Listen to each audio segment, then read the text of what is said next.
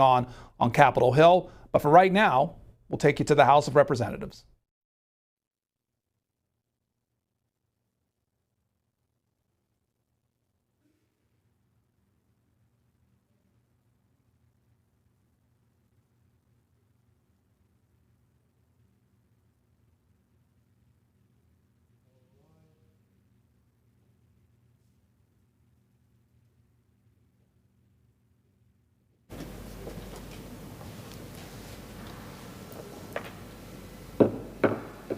The House will be in order.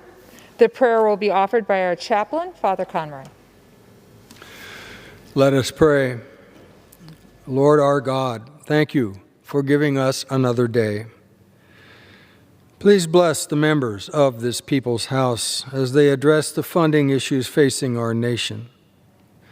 While Americans still face the double challenge of a threatening coronavirus and struggling economy, may the members' leadership in legislation and modeling necessary compromise lift the spirits of so many citizens looking for hope in these perilous times. Continue to bless the men and women who attend to those who are sick, the number continuing to grow throughout our country. Keep our healthcare professionals safe and inspire those who labor to find treatments and cures for this dangerous virus. May all that is done be for your greater honor and glory. Amen. Amen. Pursuant to Section 4A of House Resolution 967, the Journal of the Last Day's Proceedings is approved. The Pledge of Allegiance will be led by the gentleman from Pennsylvania, Mr. Thompson.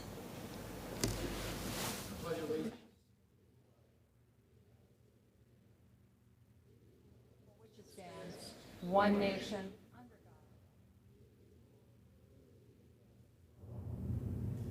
God. Communications and messages. Okay. The chair will entertain up to 15 requests for 1-minute speeches on each side of the aisle. Purpose is the gentleman from California seek recognition. Madam Speaker, I ask unanimous consent to address the House for 1 minute to revise and extend my remarks. Without objection, the gentleman is recognized for 1 minute. Madam Speaker, I rise today in honor of Jose Ornelas, who passed away on July 19th. Jose was a friend and a dedicated public servant serving as council member in San Joaquin, California. The son of farm workers, Mr. Ornelas earned many academic degrees and was a successful small business owner. But his passion was community service, public service, and also a fierce advocate for rural communities. Jose believed deeply in the attainability of the American dream for all Central Valley families. He spearheaded the group Nueva Alianza, an organization composed of farm worker families dedicated to fighting for workers' rights and environmental justice. He was also a founding member of the influential Central Valley Leadership Roundtable that advocates for expanded opportunity in rural communities throughout the valley. As a mentor to many young people, Jose was a youth soccer coach. He promoted civic engagement and tirelessly worked to expand access to clean drinking water for our families. He's survived by his parents, siblings, his lovely wife Nadia, their 6 children, Jose Jr., Gustavo, Angel, Oscar, Giselle, and Shayla. He will always be remembered for his generous spirit and always as a steadfast champion for rural farm worker families. Thank you, Madam Speaker. I yield. For what purpose does a gentleman from Pennsylvania seek recognition? Madam Speaker, request unanimous consent to address the House for 1 minute and revise and extend my remarks. Without objection, the gentleman is recognized for 1 minute. Thank you, Madam Speaker. Madam Speaker, I rise today to share my support for H.R. 7175, the Paycheck Protection for Producers Act. I was pleased to co-sponsor this legislation with Representatives Joyce, Kine, and Brindisi. The bill is simple. It would expand access to the Paycheck Protection Program for farmers and ranchers, folks who are no strangers to economic hardship. Many farmers and ranchers, particularly our dairy farmers, have been deemed ineligible to receive PPP loans due to negative net incomes. With this legislation, producers filing a Schedule F will be allowed to use their gross income rather than their net income when calculating their PPP loans. We owe these folks a great deal of gratitude for working around the clock through the COVID-19 pandemic to ensure the continuity of the food supply chain. The Paycheck Protection for Producers Act will allow these producers to be on an even footing with every other American small business, and I urge my colleagues to join us in supporting our farmers and our ranchers. Thank you, Madam Speaker, and I yield back the balance of my time. For what purpose does the gentlewoman from Michigan seek recognition? Thank you, Madam Chair. I seek unanimous consent to address the House for 1 minute and be allowed to extend and revise my remarks. Madam Speaker, we learned Without from objection. Madam Speaker, we learned from civil rights giant Congressman John Lewis that we have a moral obligation, a mission, and a mandate to speak up, to speak out, and in good trouble, and do it in good trouble. In honor of your legacy, Congressman Lewis, I will continue the path of good trouble by demanding that water is a human right, by banning racist facial recognition technology, repealing the opportunity zones, and spend that money on helping end poverty in Black communities. I will continue to fight to pass your Voting Rights Act. You reminded us every single day in this chamber that waiting isn't always the right option, that too many of our residents don't have time to wait any longer. The oppression is killing them. It is an honor to have served with you, Congressman. I will never forget walking across the Pettus Bridge with you and my young son. Peace and love. Thank you, and I yield.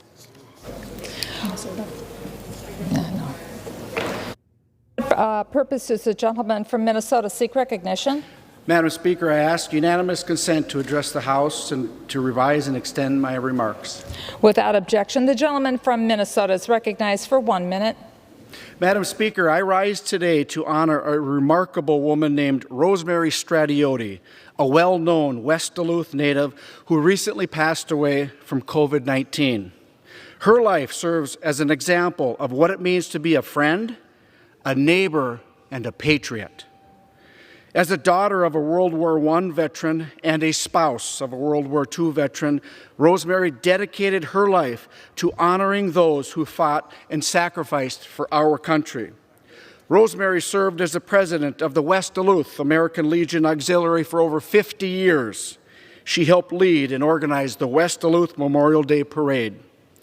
Rosemary made a special effort to ensure the children in her community knew the real meaning behind Memorial Day and that it's not just another day off from school. She was known to say, if it wasn't for the soldiers who gave their lives for you and me, we wouldn't be here today. She held this patriotic spirit year-round, and when vandals knocked down a concrete eagle from a military veterans monument in Duluth, it was Rosemary who led an effort to restore the monument honoring veterans. Madam Speaker, I know that Rosemary Stradiotti is already missed by her family, friends, and our whole community of West Duluth, but I hope they are comforted in knowing that she will be long remembered for her many contributions. Rosemary, rest in peace, faithful servant. And I yield back. For what purpose does the gentleman from Washington seek recognition? Madam Speaker, I request unanimous consent to address the House for 1 minute. Without objection, the gentleman from Washington is recognized for a minute. Thank you, Madam Speaker. I rise to honor the Grand Columbia Council of the Boy Scouts of America. This organization has enriched the communities of Central Washington through its efforts to promote conservation, outdoor recreation, and youth development. Since its founding 95 years ago, volunteers for the Grand Columbia Council have sought to teach the values of the Scout Oath and Scout Law to over 1,000 boys and girls every year, making an investment in our youth by supporting leadership, character, career development, and healthy habits. Every year, these volunteers host the River Run Regatta, a month of scouting activities that culminates in Scout Me In Day, an event that encourages the expansion of the Scouts and seeks to foster the relationships between our lakes, forests, mountains, and the future generations who will harbor them. Madam Speaker, I've been supporting the Grand Columbia Council and the efforts of the Boy Scouts of America throughout the nation. Thank you, and I yield back. For what purpose does the gentleman from Pennsylvania seek recognition? I seek unanimous consent to address the House for 1 minute. Without objection, the gentleman from Pennsylvania is recognized for 1 minute. Madam Speaker, As America continues to battle the coronavirus, many of us in Congress have worked to protect both lives and livelihoods. Now we must focus our efforts on supporting the safe reopening of our schools. Every child deserves to receive an in-person education, if they so choose. Schools in Pennsylvania's 9th District, for instance, Lake Lehman Township, are preparing in a smart, innovative, and safe manner. As the American Academy of Pediatrics has said, all policy considerations for the coming school year should start with the goal of having students physically present in school. Congress must work with school districts to provide support for social distancing, PPEs, temperature checks, any equipment necessary for those who choose to learn remotely, and even perhaps an on-site and safety coordinator. We must also pass legislation to create liability protection for schools to reopen without the threat of predatory lawsuits. Let's put politics aside, follow the science, follow the recommendations of the AAOP and the President's task force, and open schools safely for the millions of American families who want their children safely back in the classroom this fall. I yield back. For what purpose does the gentleman from Kansas seek recognition?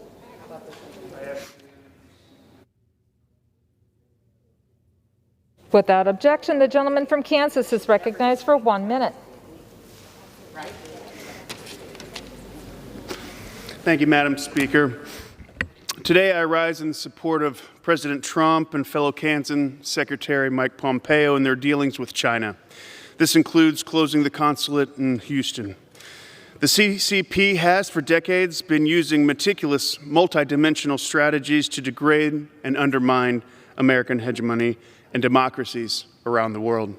Chairman Gee has accelerated these efforts, and that's clearly apparent in the CCP's dealings with COVID-19, their mass detention of more than 1 million Uyghurs, and their violation of Hong Kong sovereignty.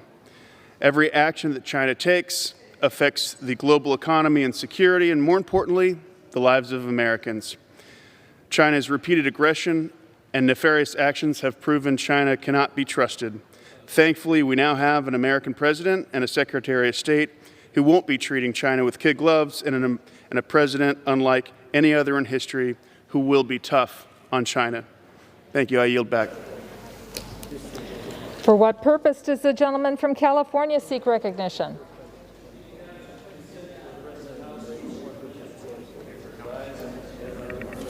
Without objection, the gentleman from California is recognized for 1 minute. Thank you, Madam Speaker. 2 years ago, on July 23rd, the car fire broke out in Shasta County, California, near the city of Redding. For over a month, the car fire burned nearly 230,000 acres and 1,600 structures. Tragically, it claimed 8 lives. In the 2 years since this fire, people in Northern California have proven to be resilient in the face of this adversity. We continue the recovery process, but for those impacted, it's difficult to make them whole again. The car fire caused by a wheel sparking against the asphalt from a flat tire is a sobering reminder that fires are preventable. So I've introduced the CAR Act, which allows us to clear vegetation sources of ignition within 150 feet of rural roads. Better management of our vegetation and our forests, near power lines and roads, and elsewhere on our public lands would prevent much human-caused wildfire. As we remember the car fire victims, I will continue to advocate for better fire prevention to prevent further disasters. I yield back. For what purpose does the gentleman from Texas seek recognition?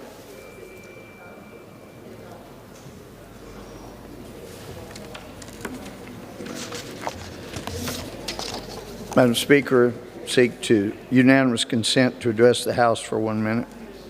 Without objection, the gentleman from Texas is recognized for 1 minute.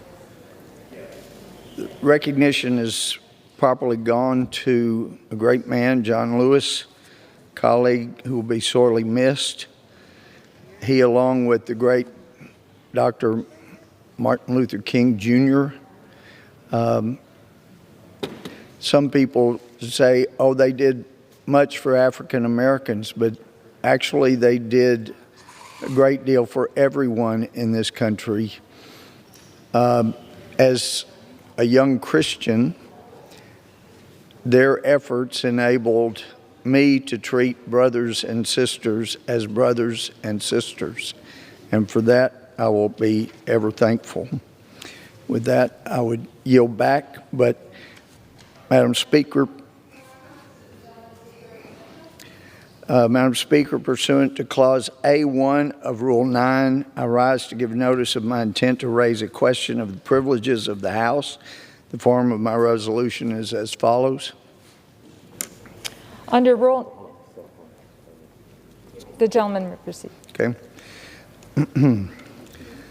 Raising a question of the privileges of the House, whereas on July 22nd, 2020, House Resolution 7573 was brought to the House floor for a vote with the purpose of eliminating 4 specific statues or busts from the United States Capitol, along with all others that include individuals who, quote, served as an officer or voluntarily with the Confederate States of America or the military forces or government of a state while the state was in rebellion against the United States, unquote, yet failed to address the most ever-present historical stigma of the United States Capitol. That is the source that so fervently supported, condoned, and fought for slavery that was left untouched, but without whom the evil of slavery could never have continued as it did, to such extreme that it is necessary to address here in order for the U.S. House of Representatives to avoid degradation of historical fact and blatant hypocrisy for generations to come. Whereas the Democratic Party platform of 1840, 1844, 1848, 1852, and 1856 states, quote, that Congress has no power under the Constitution to interfere with or control the domestic institutions of the several states, and that such states are the sole and proper judges of everything appertaining to their own affairs, not prohibited by the Constitution, that all efforts of the abolitionists or others made to induce Congress to interfere with questions of slavery are calculated to lead to the most alarming and dangerous consequences, and that all such efforts have an inevitable tendency to diminish the happiness of the people and endanger the stability and permanency of the Union, and ought not to be countenanced by any friend of our political institutions, unquote, again from the Democratic Party platform of those years. Whereas the Democratic Party platform of 1856 further declares that new states to the Union should be admitted, quote, with or without domestic slavery as the state may elect, unquote. Whereas the Democratic Party platform of 1856 also resolves that, quote, we recognize the right of the people of all the territories to form a constitution with or without domestic slavery, whereas the Fugitive Slave Law of 1850 penalized officials who did not arrest an alleged runaway slave and made them liable for a fine of $1,000, which is about $28,000 in present-day value. Law enforcement officials everywhere were required to arrest people suspected of being a runaway slave on as little as a claimant's sworn testimony of ownership. The Democratic Party platform of 1860, directly in seeking to uphold the Fugitive Slave Act, states that, quote, the enactments of the state legislatures to defeat the faithful execution of the Fugitive Slave Law are hostile in character, subversive of the Constitution, revolutionary in their effect, unquote. The Democratic Party platform again. Whereas the 14th Amendment giving full citizenship to freed slaves passed in 1868 with 94% Republican support, 0% Democratic support in Congress. The 15th Amendment giving freed slaves the right to vote passed in 1870 with 100% Republican support and 0% Democratic support in Congress, whereas Democrats systematically suppressed African Americans' right to vote by the specific example in the 1902 Constitution of the state of Virginia, actually disenfranchised about 90% of the black men who still voted at the beginning of the 20th century and nearly half of the white men, so they suppressed Republican voters as well. The number of eligible African American voters were thereby forcibly reduced from about 147,000 in 1901 to about 10,000 by 1905. That measure was supported almost exclusively by Virginia Democrats. And whereas the Virginia 1902 Constitution was engineered by Carter Glass, the future Democratic U.S. Representative, Senator, and Secretary of Treasury under Democrat President Woodrow Wilson, who proclaimed the goal of the Constitutional Convention as follows, quote, this Democrat exclaimed, quote, discrimination. Why, this is precisely what we propose. That's exactly what this convention was elected for, to discriminate to the very extremity of permissible action under the limits of the federal Constitution with a view toward elimination of every, and I won't use his word, but African American voter who can be gotten rid of legally, unquote, which was said by a Democrat and applauded by his fellow Democrats. Whereas in 1912, Democratic President Woodrow Wilson's administration began a racial segregation policy for U.S. government employees, and by 1914, the Wilson administration Civil Service instituted the requirement a photograph be submitted with each employment application. And whereas the 1924 Democratic National Convention convened in New York City at Madison Square Garden, the convention commonly was known as the Klan Bake due to the overwhelming influence of the Ku Klux Klan in the Democratic Party. And whereas in 1964, the Democratic Party led a 75 calendar day filibuster against the 1964 Civil Rights Act, whereas leading the Democrats in their opposition to civil rights for African Americans was a member of the Democratic Party, Senator Robert Byrd from West Virginia, who was a known recruiter for the Ku Klux Klan. Whereas Democrats enacted and enforced Jim Crow laws and civil codes that forced segregation, restricted freedoms of Black Americans in the United States. Whereas on June 18, 2020, House Speaker Nancy Pelosi ordered the removal from the Capitol portraits of 4 previous speakers of the House who served in the Confederacy, saying that these portraits, quote, set back our nation's work to confront and combat bigotry, unquote. The men depicted in the portraits were Democrat Robert M.T. Hunter, Democrat Howell Cobb, Democrat James L. Orr, and Democrat Charles F. Crisp.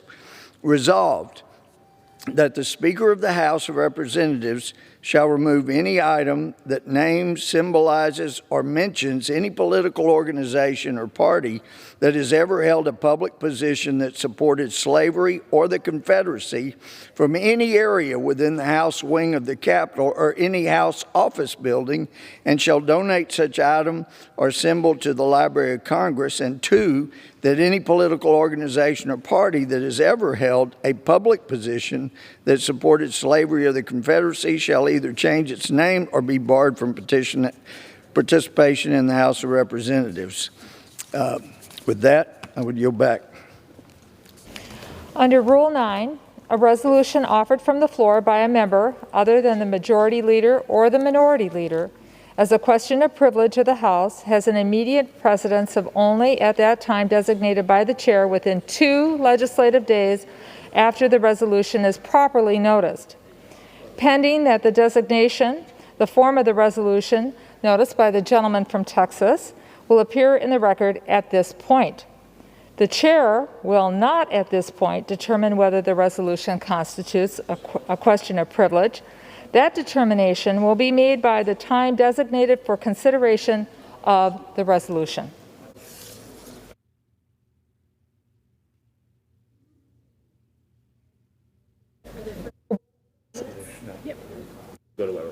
For what purpose does the gentleman from Texas seek recognition?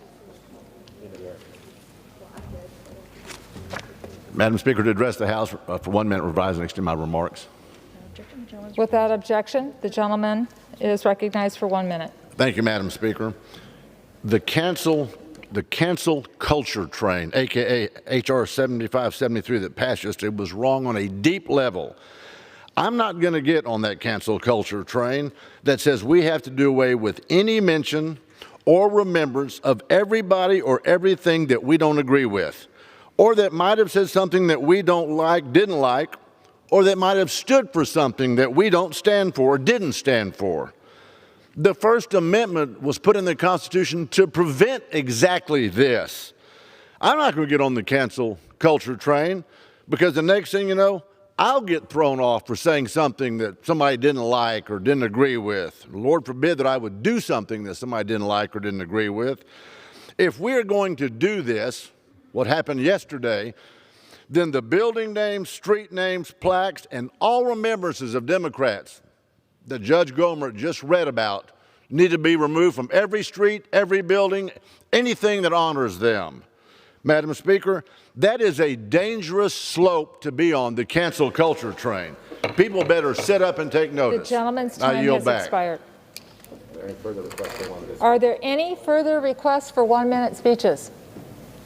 Seeing none, the chair lays before the House the following enrolled bill. Seeing none, the chair lays before the House the following enrolled bill. H.R. 1957, an act to amend Title 54 United States Code to establish, fund, and provide for the use of amounts in a national parks and public land legacy restoration fund to address the maintenance backlog of the National Park Service, the United States Fish and Wildlife Service, the Bureau of Land Management, the Forest Service, and the Bureau of Indian Education, and to provide permanent dedicated funding for the Land and Water Conservation Fund and for other purposes. For what purpose does the gentlewoman from New York seek recognition? Madam Speaker, I seek recognition for a question of personal privilege. The chair has been made aware of the valid base for the gentlewoman's point of personal privilege. The gentlewoman from New York is recognized for 1 hour. Thank you, Madam Speaker. And I would also like to thank many of my colleagues for the opportunity to not only speak today, but for the many members from both sides of the aisle who have reached out to me in support following an incident earlier this week.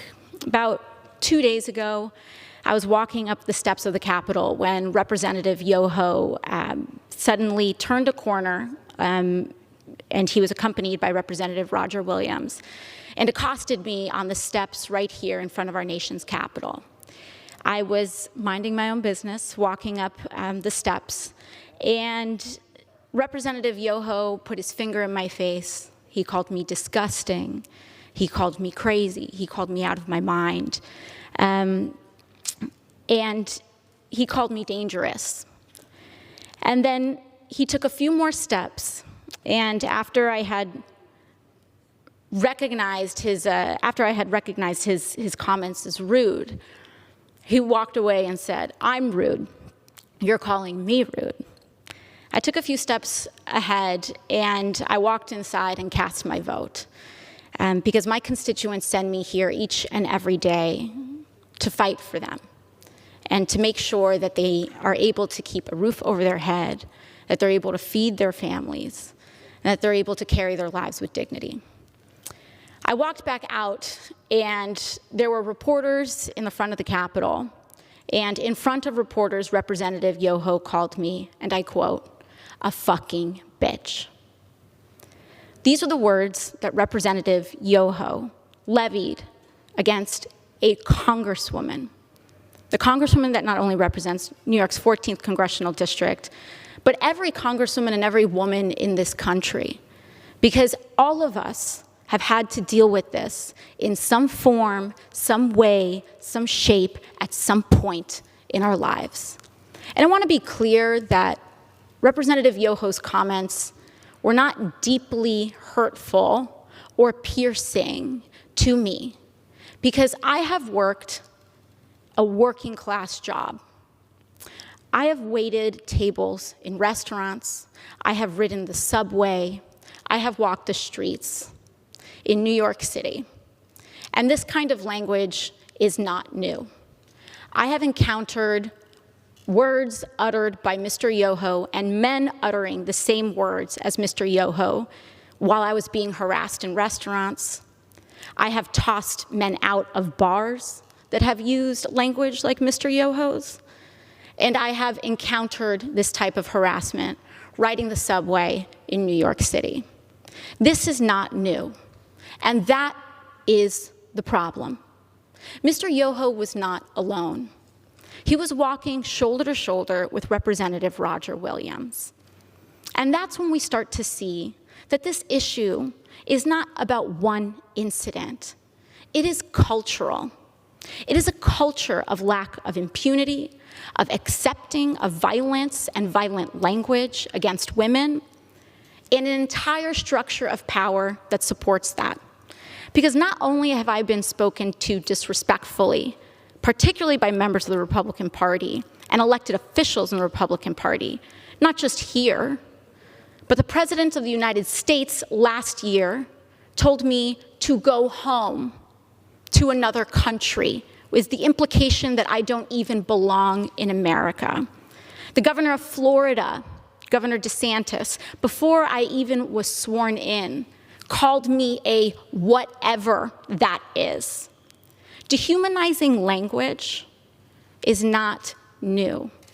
And what we are seeing is that incidents like these are happening in a pattern. This is a pattern of an attitude towards women and dehumanization of others.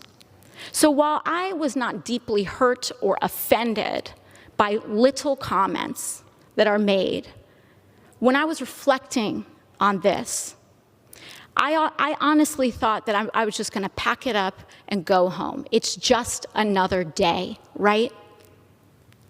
But then yesterday, Representative Yoho decided to come to the floor of the House of Representatives and make excuses for his behavior. And that I could not let go. I could not allow my nieces, I could not allow the little girls that I go home to, I could not allow victims of verbal abuse and worse to see that excuse, and to see our Congress accept it as legitimate and accept it as an apology, and to accept silence as a form of acceptance. I could not allow that to stand, which is why I'm rising today to raise this point of personal privilege. And I do not need Representative Yoho to apologize to me. Clearly, he does not want to. Clearly, when given the opportunity, he will not. And I will not stay up late at night waiting for an apology from a man who has no remorse over calling women and using abusive language towards women. But what I do have issue with is using women, our wives and daughters, as shields and excuses for poor behavior. Mr. Yoho mentioned that he has a wife and 2 daughters. I am 2 years younger than Mr. Yoho's youngest daughter. I am someone's daughter too. My father, thankfully, is not alive to see how Mr. Yoho treated his daughter. My mother got to see Mr. Yoho's disrespect on the floor of this house towards me on television. And I am here because I have to show my parents that I am their daughter and that they did not raise me to accept abuse from men.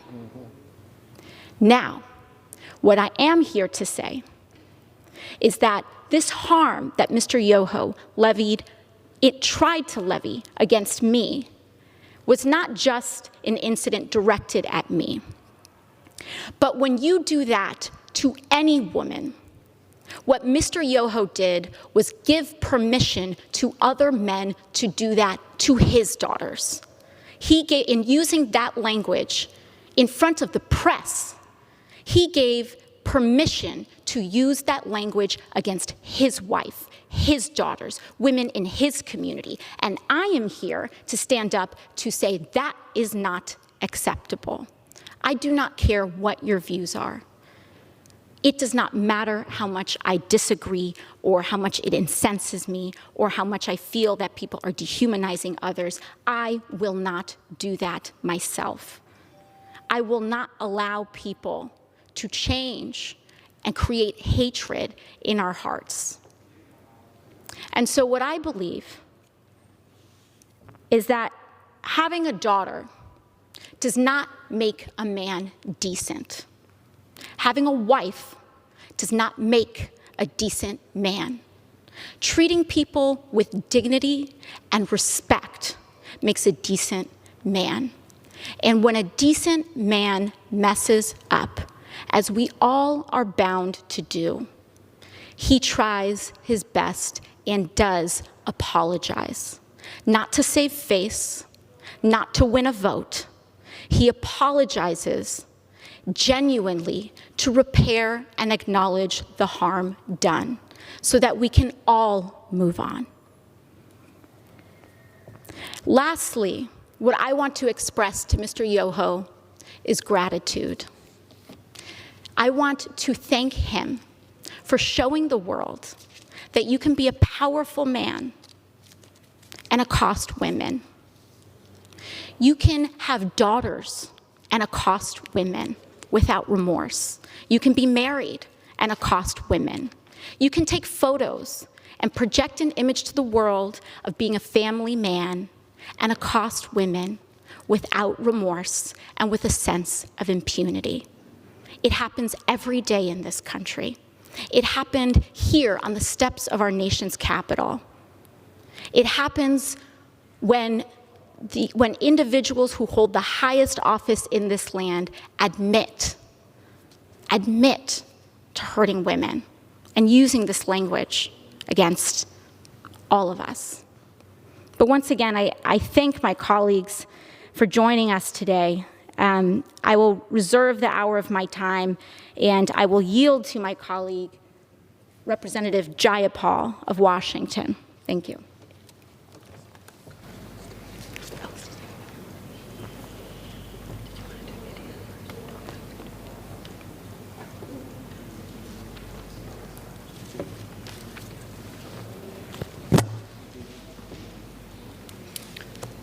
Madam Speaker, that was brilliance, grace, intelligence, and complete dedication to what justice, equality, and dignity in the United States looks like. That is our colleague, Alexandria Ocasio-Cortez, and we are so grateful to her for her voice. What my colleague from Florida did was unacceptable. It was violent, it was sexist, and I do believe he needs to apologize, not because it's going to make our colleague, Ms. Ocasio-Cortez, feel any better, but because he too needs to learn what unacceptable behavior looks like and rise to the level of the office that he has been elected to. It does not dignify not just him, but the 750,000 people that he represents. And I thought, Madam Speaker, that it would be good to review for my colleagues a little bit of the history of the word that was used. The word that begins with a B that's 5 letters and that rhymes with which. That word. From 1915 to 1930, Madam Speaker, that word suddenly took off in usage, in newspaper reports and articles. And you know why? Because in 1920, this body gave women the right to vote. And that was just a little too much power for too many men across the country. And so all of a sudden, that word rose in prominence because God forbid that women would have the right to vote, that we would have power in this body, that we would have power anywhere in this country. God forbid that women would actually have a voice to speak out on issues that mattered and be the arbiters of what is fair and right and spoken with dignity and truism. And so that is when that word started to take off. Now, I want to be clear that this violent language is about power. It is about power. It's about exerting power. It's about wielding power over people. It is about fear of people who may well be smarter than you, harder working than you, and more dedicated to achieving justice than you. It just may be that. It may be that fear. It is about diminishing and disrespecting when you have no other tools to do so.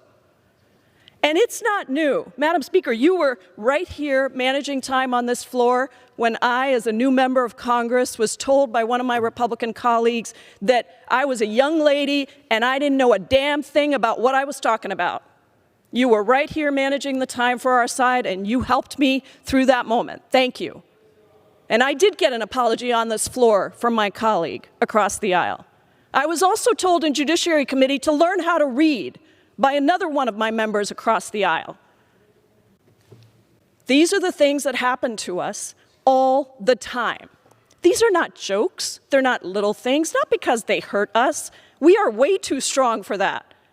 But because they say something about the caliber of person that is here in the United States Congress. Do you know, Madam Speaker, out of the 11,000 people that have ever served in the United States Congress, there are only 79 of us women of color who have ever served in this body. And yes, we bring a new voice. And so I say to my colleague, Representative Ocasio-Cortez, thank you for your grace and for your brilliance and for your dignity. And to everybody that is out there watching us, and to our colleagues across the aisle, let me say this: we are not going away. There are going to be more of us here. There is going to be more power in the hands of women across this country. And we are going to continue to speak up. We are going to continue to say, Madam Speaker. We are going to continue to have a voice for people so that everyday working people, our sons, our daughters, and our mothers, and our wives across the country understand that somebody is standing up for them. And so, Madam Speaker, I believe Mr. Yoho should apologize. I've been on a trip with him across the globe. I never thought I would hear this kind of language from him. I really didn't. And I'm stunned, and yet at the same time, it's a pattern, and it's an old pattern. Thank you, Madam Speaker, and I thank my colleague.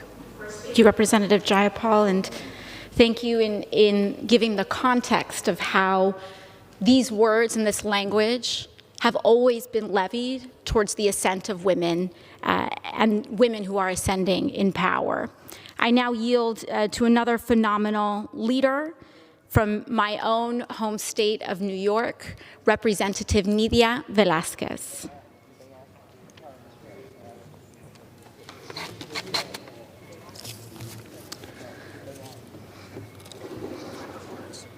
Thank you.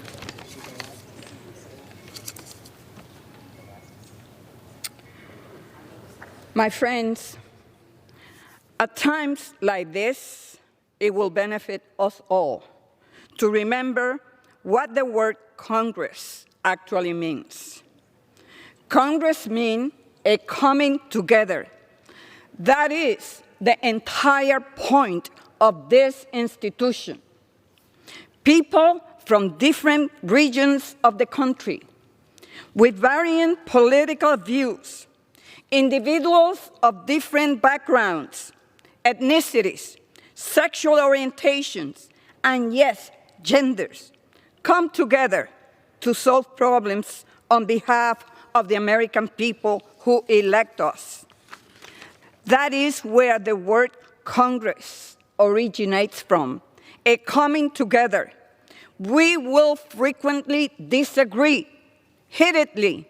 We argue on this floor and in committee hearings and meetings. We may even disagree on the steps of the Capitol. However, let us disagree agreeably. The words being discussed today did not live up to those ideals.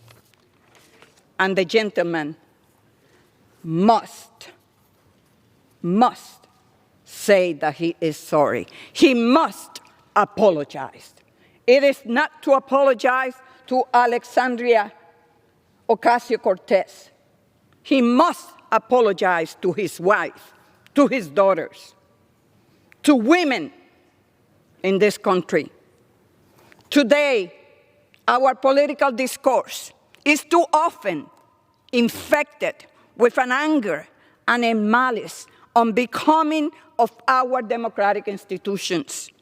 As elected officials, we are expected to do better, to act as an example of how we can debate passionately, but treat one another with compassion, dignity, and respect. It saddens me that the words that we are discussing today failed to live up to that standard. For those reasons, Madam Speaker, I stand with my friend from New York in condemning the remarks that were made. I ask all of us to do better. We must do better. And I yield back. And I'd also like to thank Representative Velasquez for her precedent and her leadership as well. Before I was a young Puerto Rican woman upending an incumbent, Nidia Velasquez was as well. And every single one of us as women have to stand on the shoulders and the efforts made by other women who had to fight hatred, fight patriarchy, fight hateful men in order to simply exist in bodies like this. And so I'm also like to thank not only Representative Velasquez, but Representative Lawrence, who is a leader in the Women's Caucus, ensuring that others and other women who will walk through these doors, not just today, but in generations to come, continue to be protected and amplified. And I yield to Ms. Lawrence. I stand here today in support of women. I stand here today condemning the words of, unfortunately, a colleague of mine.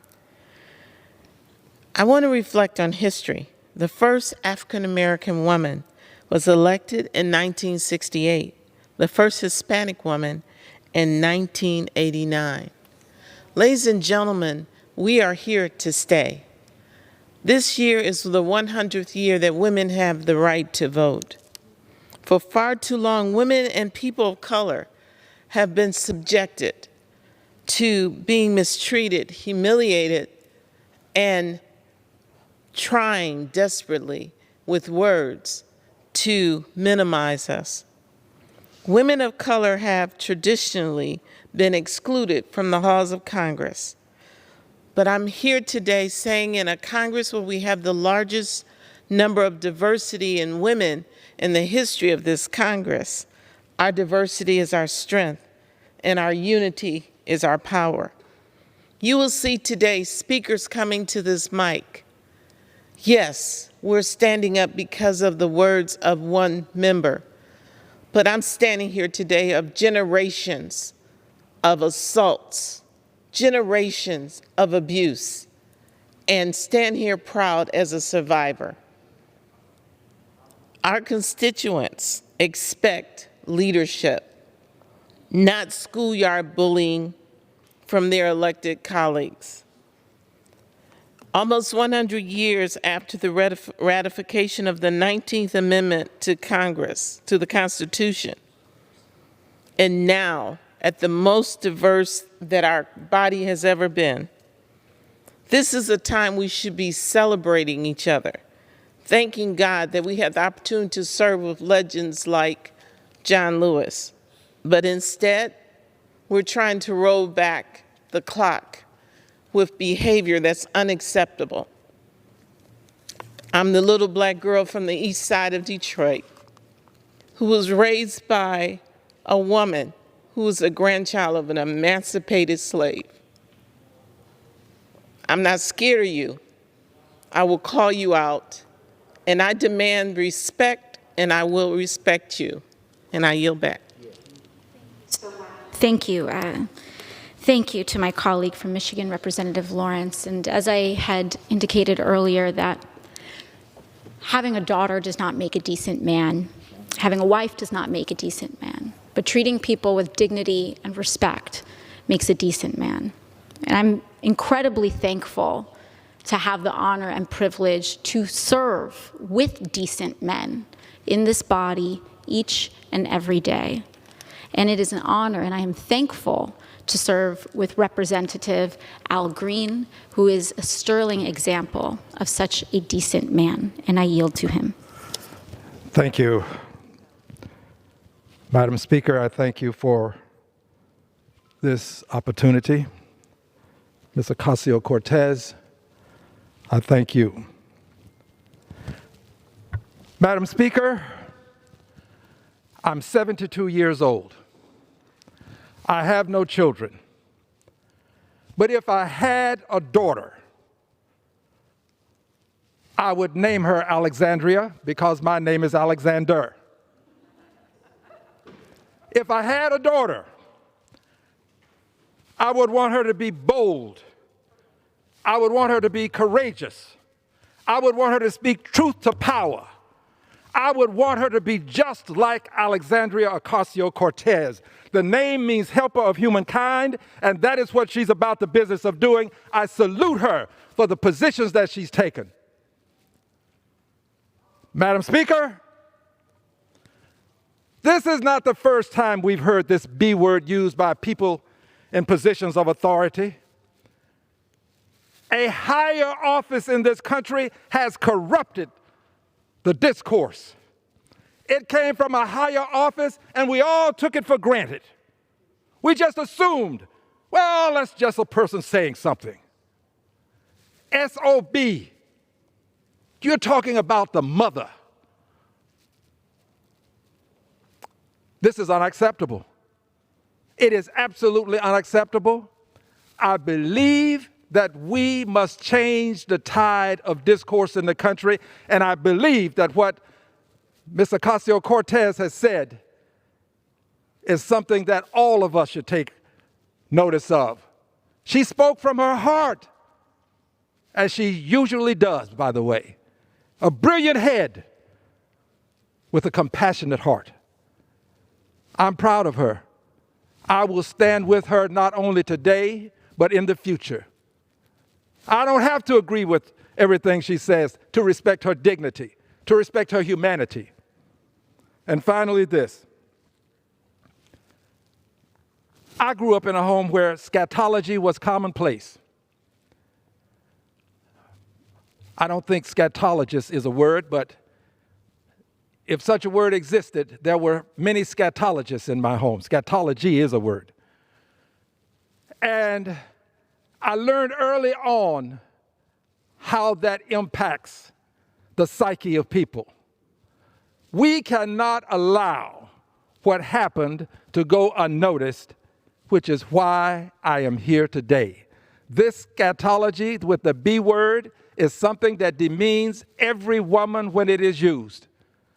I will stand against it, and I will stand with the Honorable Alexandria Ocasio-Cortez. I yield back the balance of any time that I have. Thank you, Representative Green. Your words brought tears to my eyes. I think that the relationship, particularly between fathers and daughters, is a very sacred one, and it's a very special one. But I also know if my father was publicly using that language to another woman, particularly my age, but any woman, I would tell him that he needed to apologize, and that his behavior was reprehensible and embarrassing. I would like to yield to Representative Jackie Spear of California. I thank the gentlelady.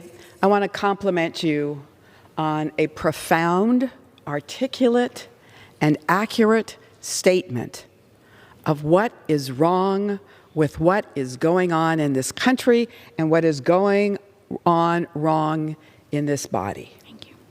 As one of the co-chairs of the Democratic Women's Caucus, I stand here as the author of the letter, along with my colleagues, calling on Mr. Yoho to apologize, demanding an apology from him to Ms. Ocasio-Cortez. He didn't give an apology yesterday, as Ms. Ocasio-Cortez indicated. But we really are at a watershed moment in this body. We have mourned the loss of two great leaders of this body. John Lewis, we sat on this floor last night for hours on both sides of the aisle talking about his greatness.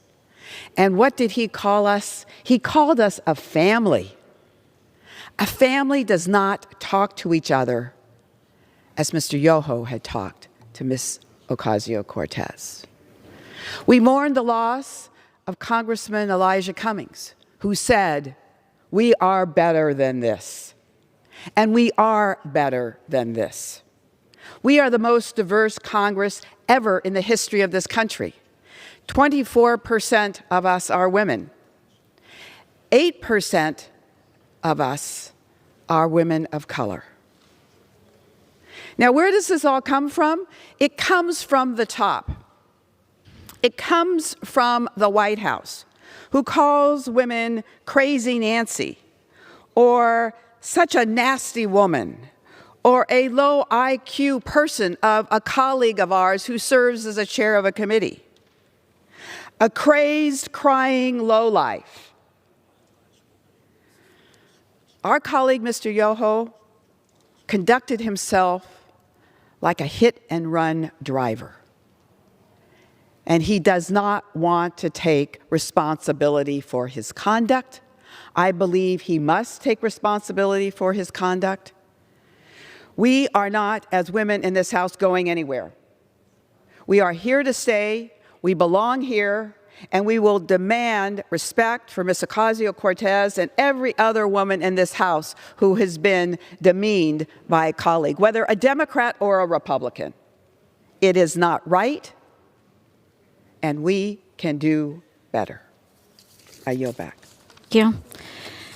I now yield to Mr. Pocan of Wisconsin, who is also the co-chair of the Congressional Progressive Caucus and another wonderful champion for all people. Thank you very much for yielding. Earlier this week, a member of this body attacked another member over their viewpoint. But it wasn't the ordinary debate over ideology. It turned personal and misogynistic all too quickly. What was the egregious offense?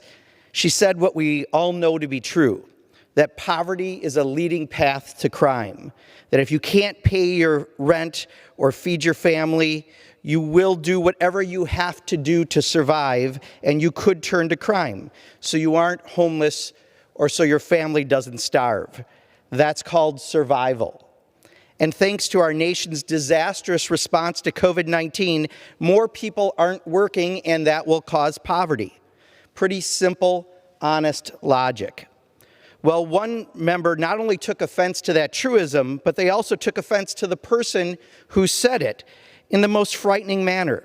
They started to attack the person not just for their values, but for who they are, with the most antiquated view and response I have seen in this body.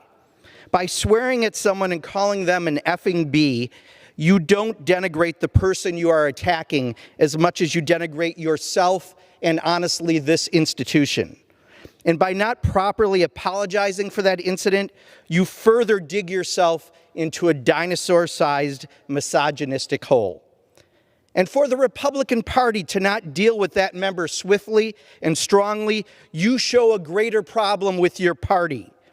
It is likely not a coincidence that half of this body looks more like a Mad Men episode than a representative governing body for the greatest nation on the planet. I am so proud to serve with Alexandria Ocasio-Cortez and every other woman and woman of color in this body. This country is not just made up of older, white, wealthy men alone. We are a rich tapestry of genders, races, sexual orientations, economic backgrounds, and more. We can't be afraid to look like the very country we represent, and smart women of color shouldn't make you afraid. They should make you proud of our nation and proud that we finally are starting to look more like it. And if somehow the combination of truth, if our actions in this body on issues like COVID, if done improperly, can lead to joblessness and poverty and could lead to more hunger and homelessness and potentially crime, if that truth, combined with a truth teller that looks like the nation as a whole, as opposed to this Congress, if that scares you, well then learn how not to be scared or figure out your next career, because we've got more of this coming. Truth-telling and representative democracy, and it couldn't be coming quickly enough. Thank you, Alexandria. I yield. Thank you so much. Thank you so much, Representative Pocan, for your brilliance. And I think you bring up such an excellent point. Something that we had all seen is that what we are seeing here is a resounding rejection of abuse and accosting of women. But why is this only happening from one party? This should not be a partisan issue. Yet, when Mr. Yoho walked down those steps and accosted me and used these words, he was next to a Republican colleague. And that Republican colleague did nothing. Not only did that colleague did nothing, he pretended he didn't even hear it when he had in fact jumped in. So not only did a person do it, but a bystander did nothing. And I have yet to hear from the leader of the Republican Party personally. I have yet to have gotten a call from Representative McCarthy addressing his members' behavior. I have yet to see Republican colleagues standing up for their daughters and saying that this behavior was unacceptable. So in the resounding standing and loud calls for justice, equally loud is the silence and the pin drop from the Republican Party about this type of misconduct. No matter. Because with that, we have an incredible champion for women, for men, for gender nonconforming people, and for justice. And I am proud to call her my sister. I yield to Representative Ayanna Pressley of Massachusetts.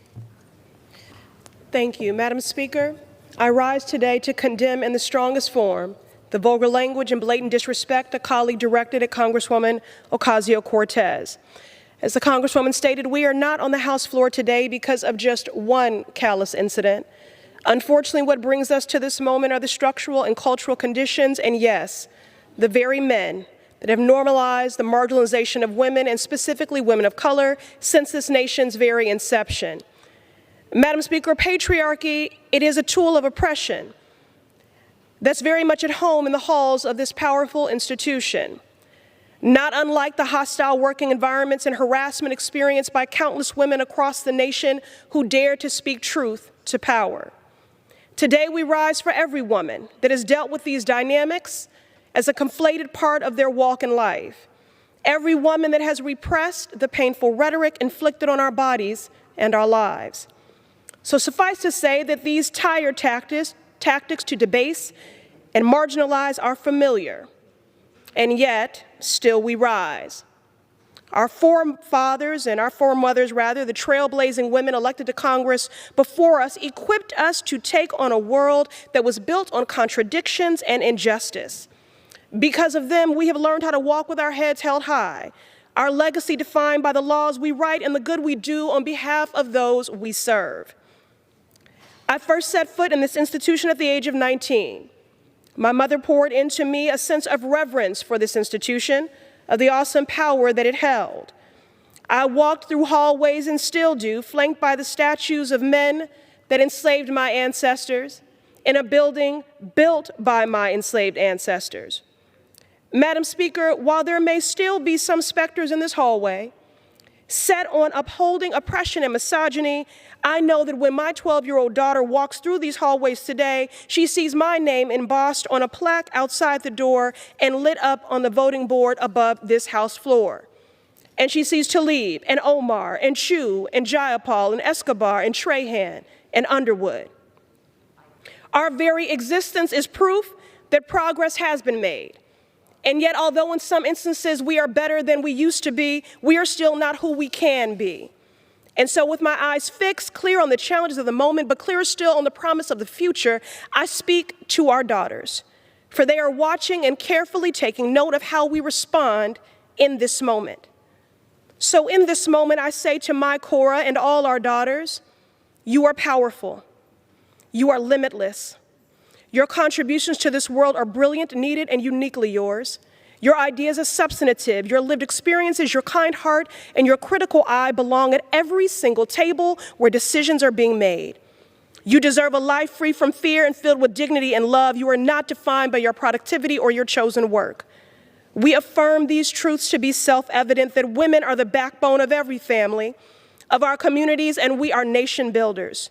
We believe in you fully, without reservation. You have a right to show up in the world exactly as you are.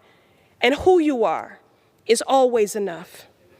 Cora, you belong everywhere. And I will close with the words of Reverend William Barber, who aptly points out that we find ourselves as a nation in a moment of reckoning, a reckoning which calls for reconstruction. Old fights, but this is a new day.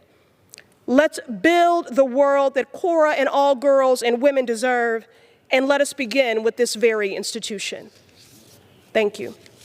Thank you so much, Representative Presley.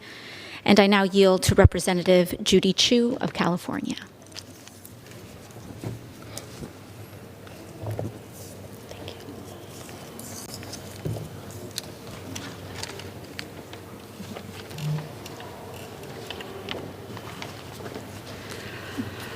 I rise today in support of my friend and colleague, Representative Ocasio-Cortez, but most of all, I rise in support of basic human decency.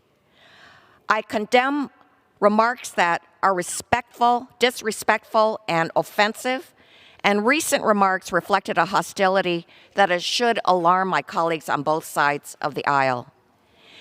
It's not expected that everyone in this chamber agrees with each other.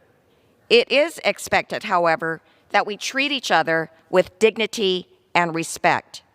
There should never be a reason that anyone fails to meet this low bar. Turning policy disputes into personal disputes is dangerous. As leaders, we risk inciting violence in others. As Congress members, it indicates a focus more on fighting than governing. We should never utter comments that are misogynistic and hateful to any Congress member. This week, it was Congressmember Ocasio-Cortez. But if we don't speak out against this, tomorrow it could be any Congress member who is a woman or person of color. And that's why this must end now. If any such ugly curse words are uttered, decorum dictates that there should be an apology, a real apology, a sincere apology, not words that simply deflect and blame others. On the Great Seal of the United States, it says, "E pluribus unum," out of many, one. Disagreement and different perspectives were baked into this country. And it is our ability to work with others that we do not always agree with that has allowed America to be the beacon of hope. We should never betray these values of unity despite disagreement. Congressmember Alexandria Ocasio-Cortez deserves respect. Congressmember Alexandria Ocasio-Cortez deserves a real apology now. Thank you. Thank you, Representative Chu. And once again, I'm so thankful to all of our colleagues who are coming and standing up today, again, not just for one incident, but for all of us in this country. And I yield to Representative Debbie Wasserman Schultz of Florida. I thank the gentlelady for yielding and stand here in support of her courage.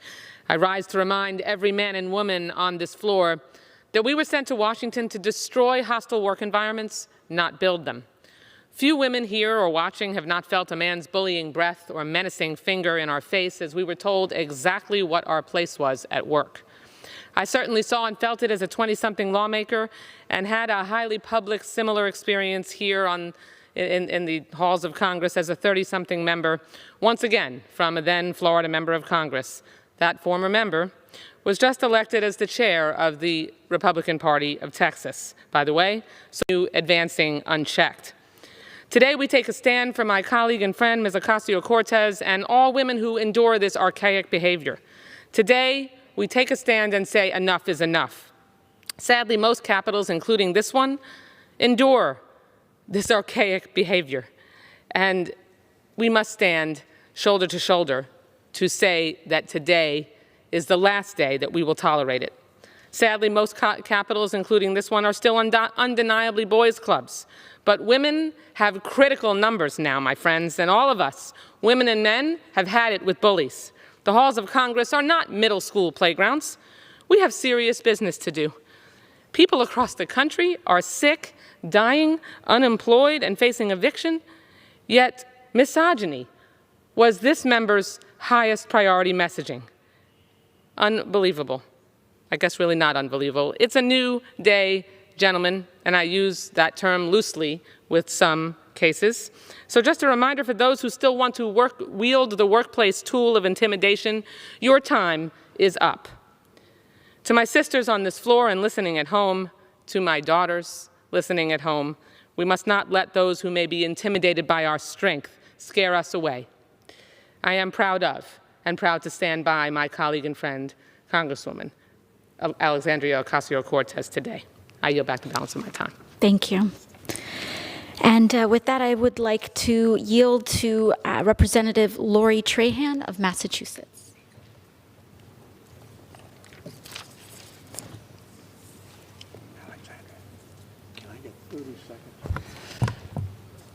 I thank the gentlewoman for yielding. Madam Speaker, we can disagree on issues that we face as a nation, and we can disagree on the policies and the prescriptions that we develop to fix them. In fact, this very body was built on the belief that productive tension and spirited debate would force legislators to do the hard work of creating laws that will benefit all Americans. For centuries, the House of Representatives has rejected personal attacks like those hurled at Congresswoman Ocasio-Cortez on the steps of the U.S. Capitol earlier this week.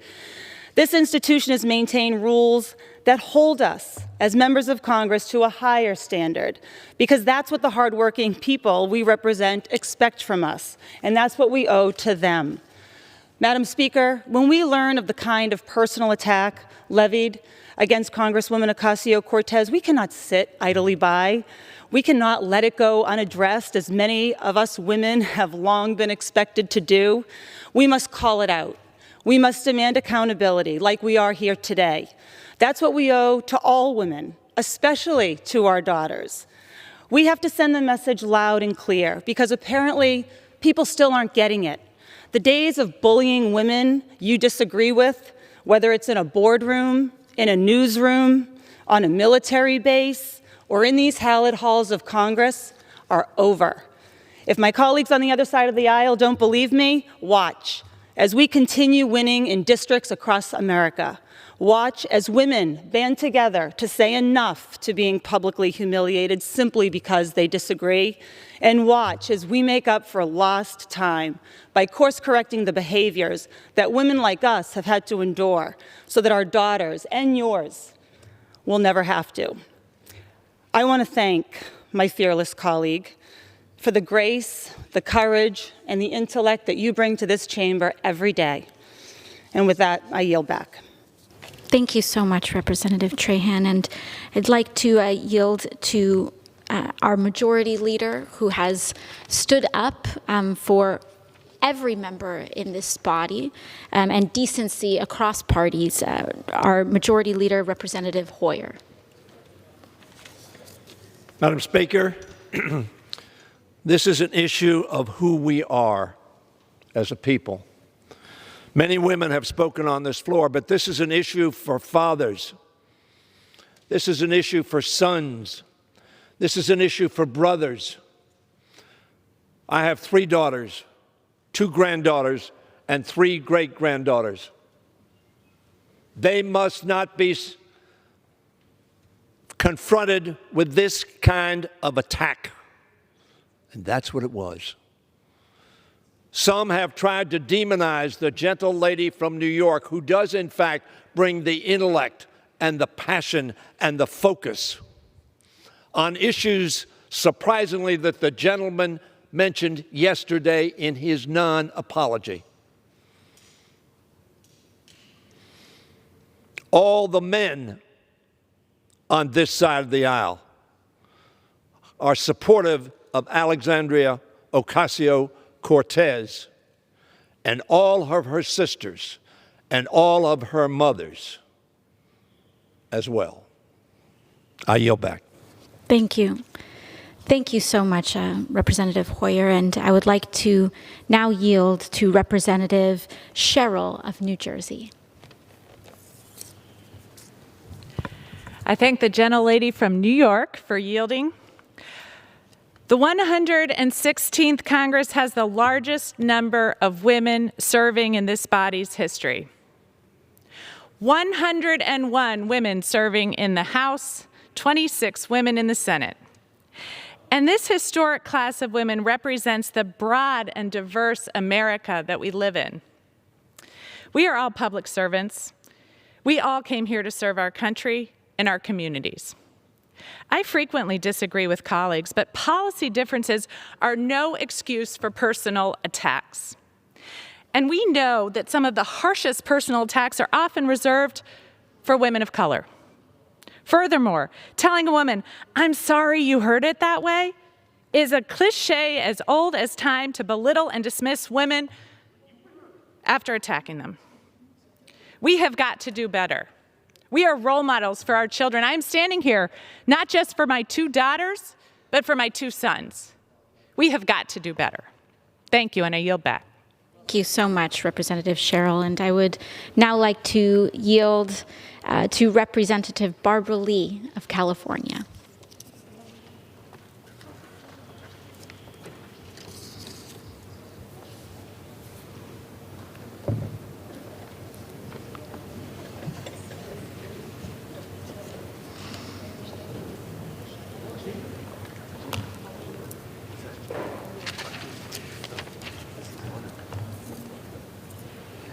Thank you very much. First of all, let me just say, I rise today to support not only my colleague, Congresswoman Alexandria Ocasio-Cortez, but I rise in strong support of this privilege resolution. As an African-American woman, first let me just say, I personally have experienced a lifetime of insults, racism, and sexism. And believe you me, this did not stop after being elected to public office. It's past time that this body understand that women of color are here to stay. Congresswoman AOC is here to stay.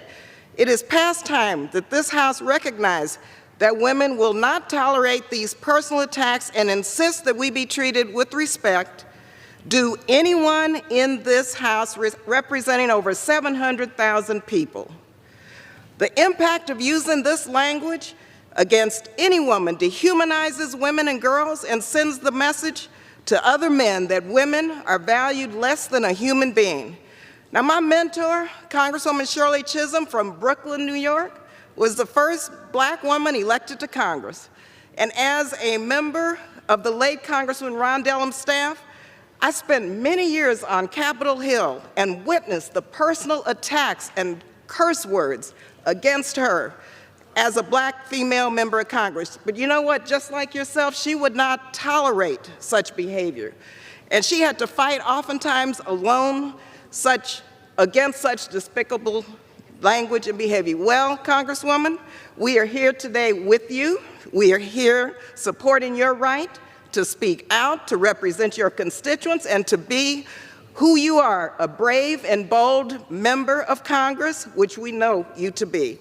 Now, the gentleman from Florida, yes, he must apologize to you, Congresswoman.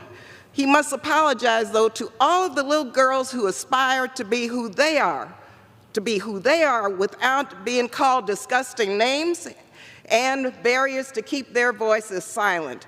I close with reading you just one verse of our beloved Dr. Maya Angelou's poem, Still I Rise. I'm reminded of you today. She said, "You may shoot me with your words, you may cut me with your eyes. You may kill me with your hatefulness, but still, like air, I'll rise. So yes, Congresswoman, you have risen once again. Much, Representative Lee, not just for your comments, but for your leadership. And with that, I yield to another incredible, resilient, passionate leader, Representative Ilhan Omar of Minnesota. Madam Speaker, I am here not only to defend my friend and colleague, Alexandria Ocasio-Cortez. I'm here on behalf of women around the world. This is not just about one woman, one incident, or one verbal assaulter. This is about respect and fundamental equality. Like Alexandria, I was raised by a dignified man who told me that I didn't deserve equality, that I deserved equality because I was an equal human being to my brothers. I am appalled often, like Alex was, when we hear men say, I would never do this because I have a wife, I have a daughter, I have sisters. You don't only respect women because they could be your mother, they could be your wife, they could be your sister. No, you respect women because they are an equal human being to you. That's how my father raised me, and that's how Alexandria's father raised her. Nearly every woman in the world has experienced verbal abuse, not just once, but since they were little girls. We experience it on playgrounds, we experience it on workplaces, we experience it on our social media feeds. We see it coming regularly from the President of the United States. And now we see it coming from his partisan lackeys. From birth, little girls are sent the message that they don't matter. In this body, we have seen men who are afraid of Muslim women like me and Rashida Tlaib, because we say proudly that you cannot ban us from this country because we pray differently than you. They are afraid of women everywhere, fighting systems of recession and sexual harassment through the Me Too movement. They are afraid not just of us, but losing their own power. It is no accident that Alex was verbally abused for speaking up for poverty in her district and its relation to unrest. Because when you push power, power pushes back. The people from marginalized communities, when we speak for people from marginalized communities, we understand as people who come from those marginalized communities. And that is a threat to those who wield power against marginalized communities. So we are here to say that we will not allow sexism, misogyny, and patriarchy to hold us back.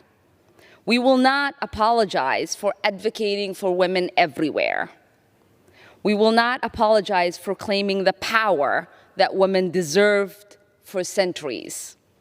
And we will send a message to our daughters and their daughters that they deserve fundamental equality. I yield back. Thank you.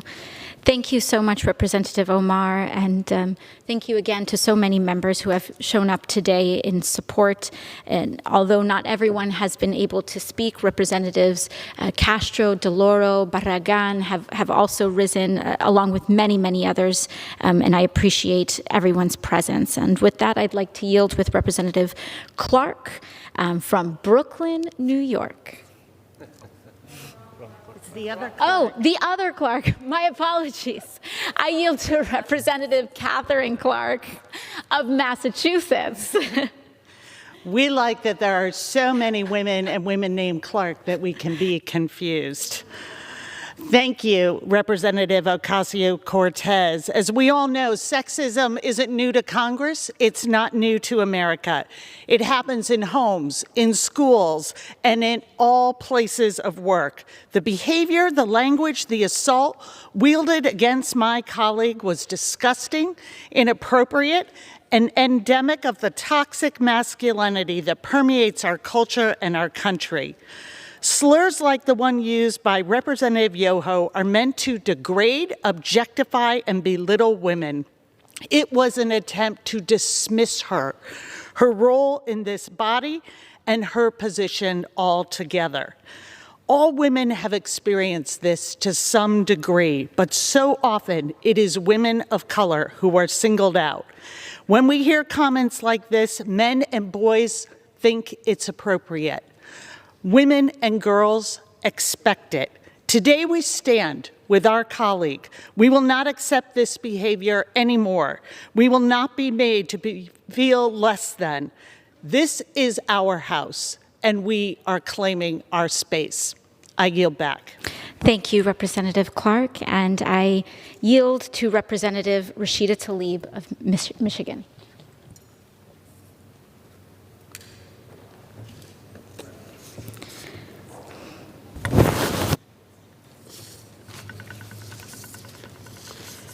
Thank you, Madam Speaker. I rise today as a proud member of this body and as a woman of color, as a sister in service to my colleague, Congresswoman Alexandria Ocasio-Cortez, who was verbally assaulted by a member of this same chamber.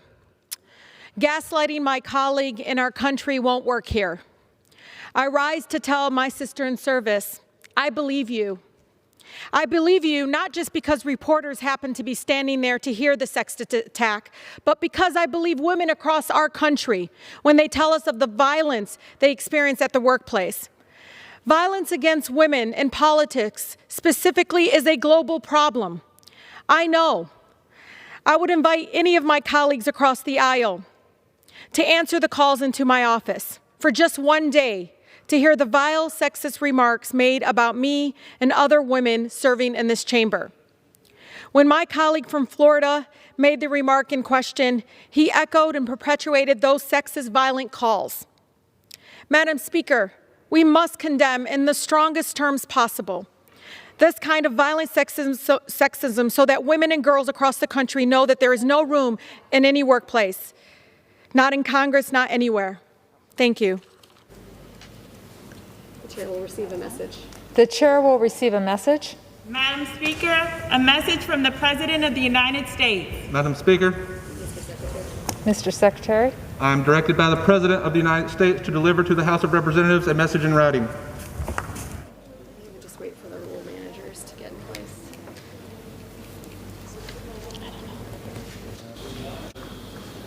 We're done.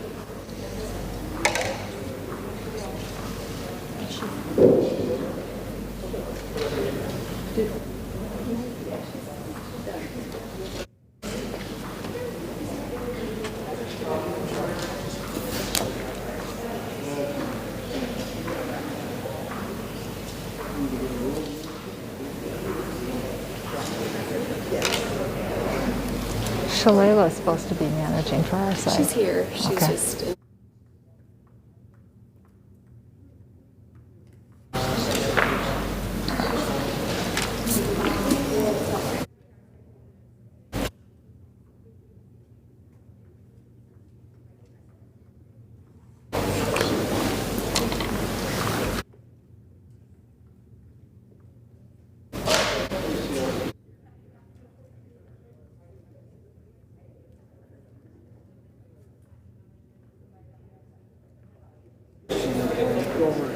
That's what I saw this.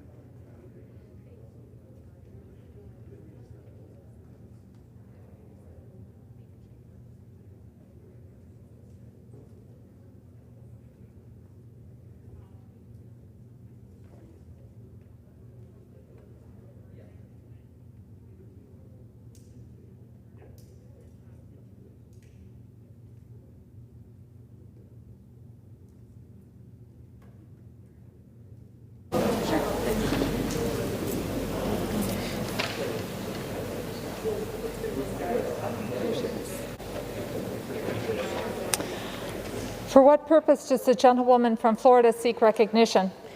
Madam Speaker, by direction of the Committee on Rules, I call up House Resolution 1060 and ask for its immediate consideration. The clerk will report the resolution. House Calendar Number 85, House Resolution 1060. Resolved that upon adoption of this resolution, it shall be in order to consider in the House the bill, H.R. 7608, making appropriations for the Department of State, Foreign Operations, and related programs for the fiscal year ending September 30th, 2021, and for other purposes. All points of order against consideration of the bill are waived. An amendment in the nature of a substitute consisting of the text of Rules Committee Print 116-59 shall be considered as adopted. The bill as amended shall be considered as read. All points of order against provisions in the bill as amended are waived. Clause 2E of Rule 21 shall not apply during consideration of the bill.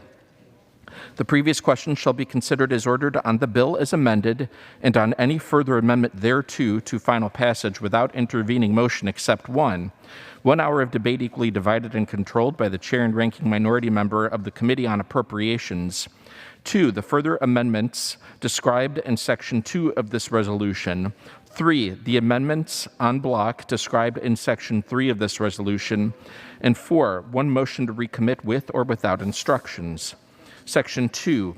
After debate pursuant to the first section of this resolution, each further amendment printed in the report of the Committee on Rules not earlier considered as part of amendments en bloc pursuant to Section 3 of this resolution shall be considered only in the order printed in the report, may be offered only by a member designated in the report, shall be considered as read, shall be debatable for the time specified in the report equally divided and controlled by the proponent and an opponent, may be withdrawn by the proponent at any time before the question is put thereon, shall not be subject to amendment, and shall not be subject to a demand for division of the question. Section 3. It shall be in order at any time after debate pursuant to the first section of this resolution for the chair of the Committee on Appropriations or her designee to offer amendments en bloc, consisting of further amendments printed in the report of the Committee on Rules accompanying this resolution, not earlier disposed of.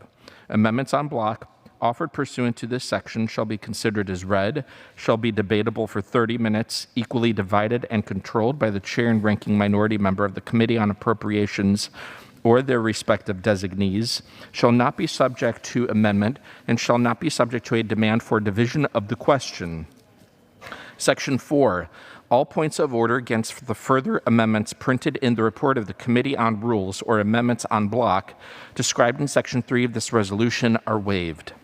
Section 5. During consideration of the amendments described in Sections 2 and 3 of this resolution, it shall not be in order to consider an amendment proposing both a decrease in an appropriation designated pursuant to Section 251 B2A2 of the Balanced Budget and Emergency Deficit Control Act of 1985 and an increase in an appropriation not so designated or vice versa. The gentlewoman from Florida is recognized for 1 hour. Madam Speaker, for the purposes of debate only, I yield the customary 30 minutes to the gentleman from Texas, pending which I yield myself such time as I may consume. During consideration of this resolution, all time yielded is for the purposes of debate only. I ask unanimous consent that all members be given 5 legislative days to revise and extend their remarks. Without objection. The gentleman from Florida is recognized. Madam Speaker, on Wednesday, the Rules Committee met and reported a rule, House Resolution 1060, providing for consideration of H.R. 7608, the State Foreign Operations, Agriculture, Rural Development, Interior, Environment, Military Construction, and Veterans Affairs Appropriations Act 2021 under a structured rule. The rule makes in order 132 amendments. The rule provides 1 hour of debate equally divided and controlled by the chair and the ranking member of the Committee on Appropriations.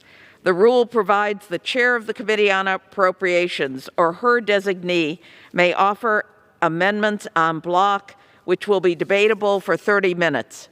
Finally, the rule provides 1 motion to recommit with or without instructions. Madam Speaker, I rise today in strong support of the bill in this rule. This appropriations package provides urgent and essential resources, not only for the American people, but particularly for my fellow Floridians.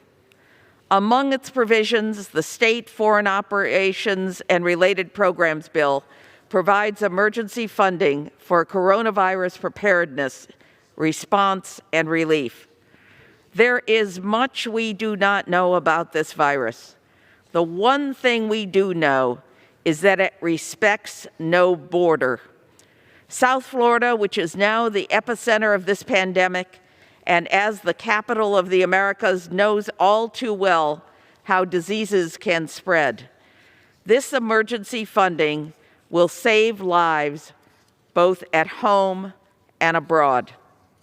The SPOPS bill provides robust funding to advance our global priorities and strengthens the international partnerships that are critical to supporting American influence and effectiveness across the globe. This includes specifically restoring funding for the World Health Organization, which this administration has threatened and is trying to cut off. Nearly 150,000 Americans have tragically died from COVID-19.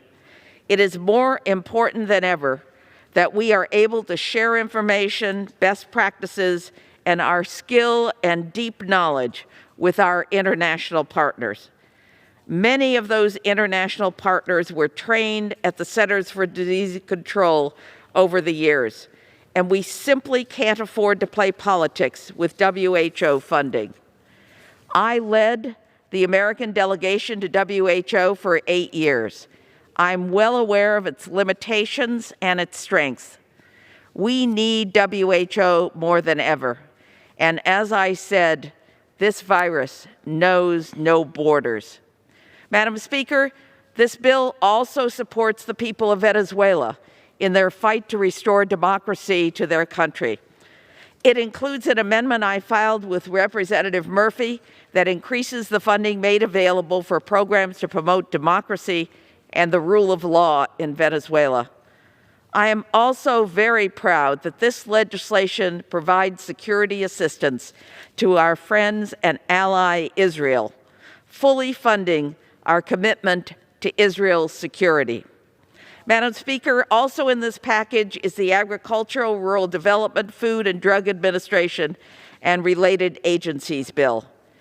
In this country, no one should ever be hungry, especially children. As this pandemic has made it only harder for hardworking families in my district and across the country to put food on the table.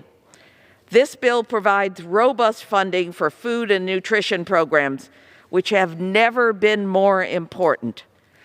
The bill provides for more than $25 billion in mandatory funding for the child nutrition programs.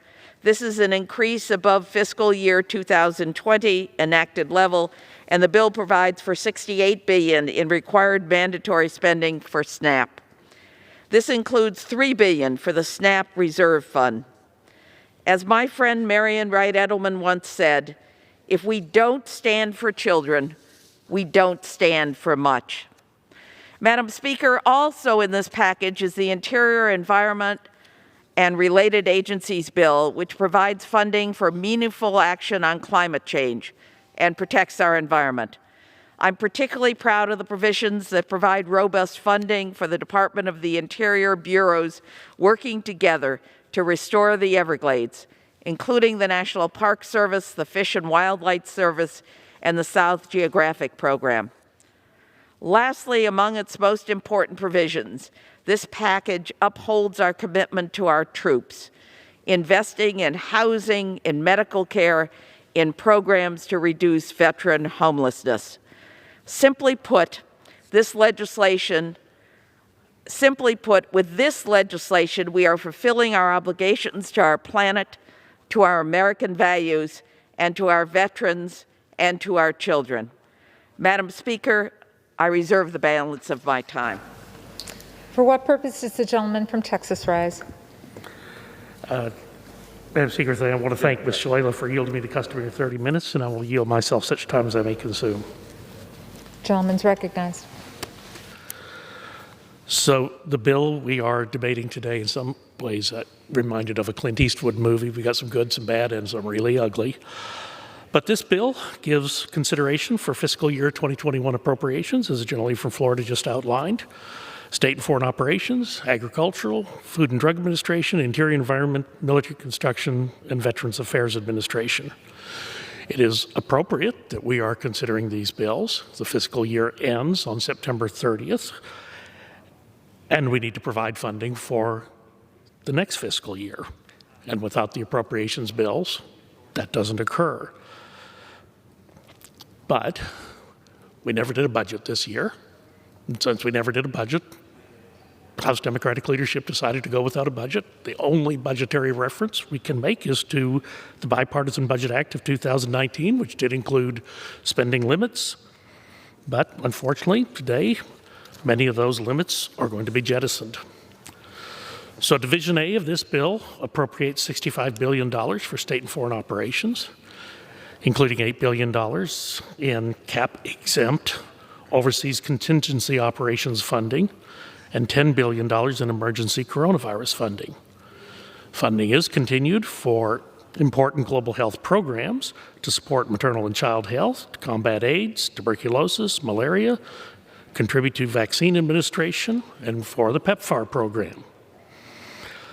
Funding to the Northern Triangle countries of El Salvador, Guatemala, and Honduras is provided to help those countries create economic opportunities for their citizens, reduce violence, and strengthen the rule of law.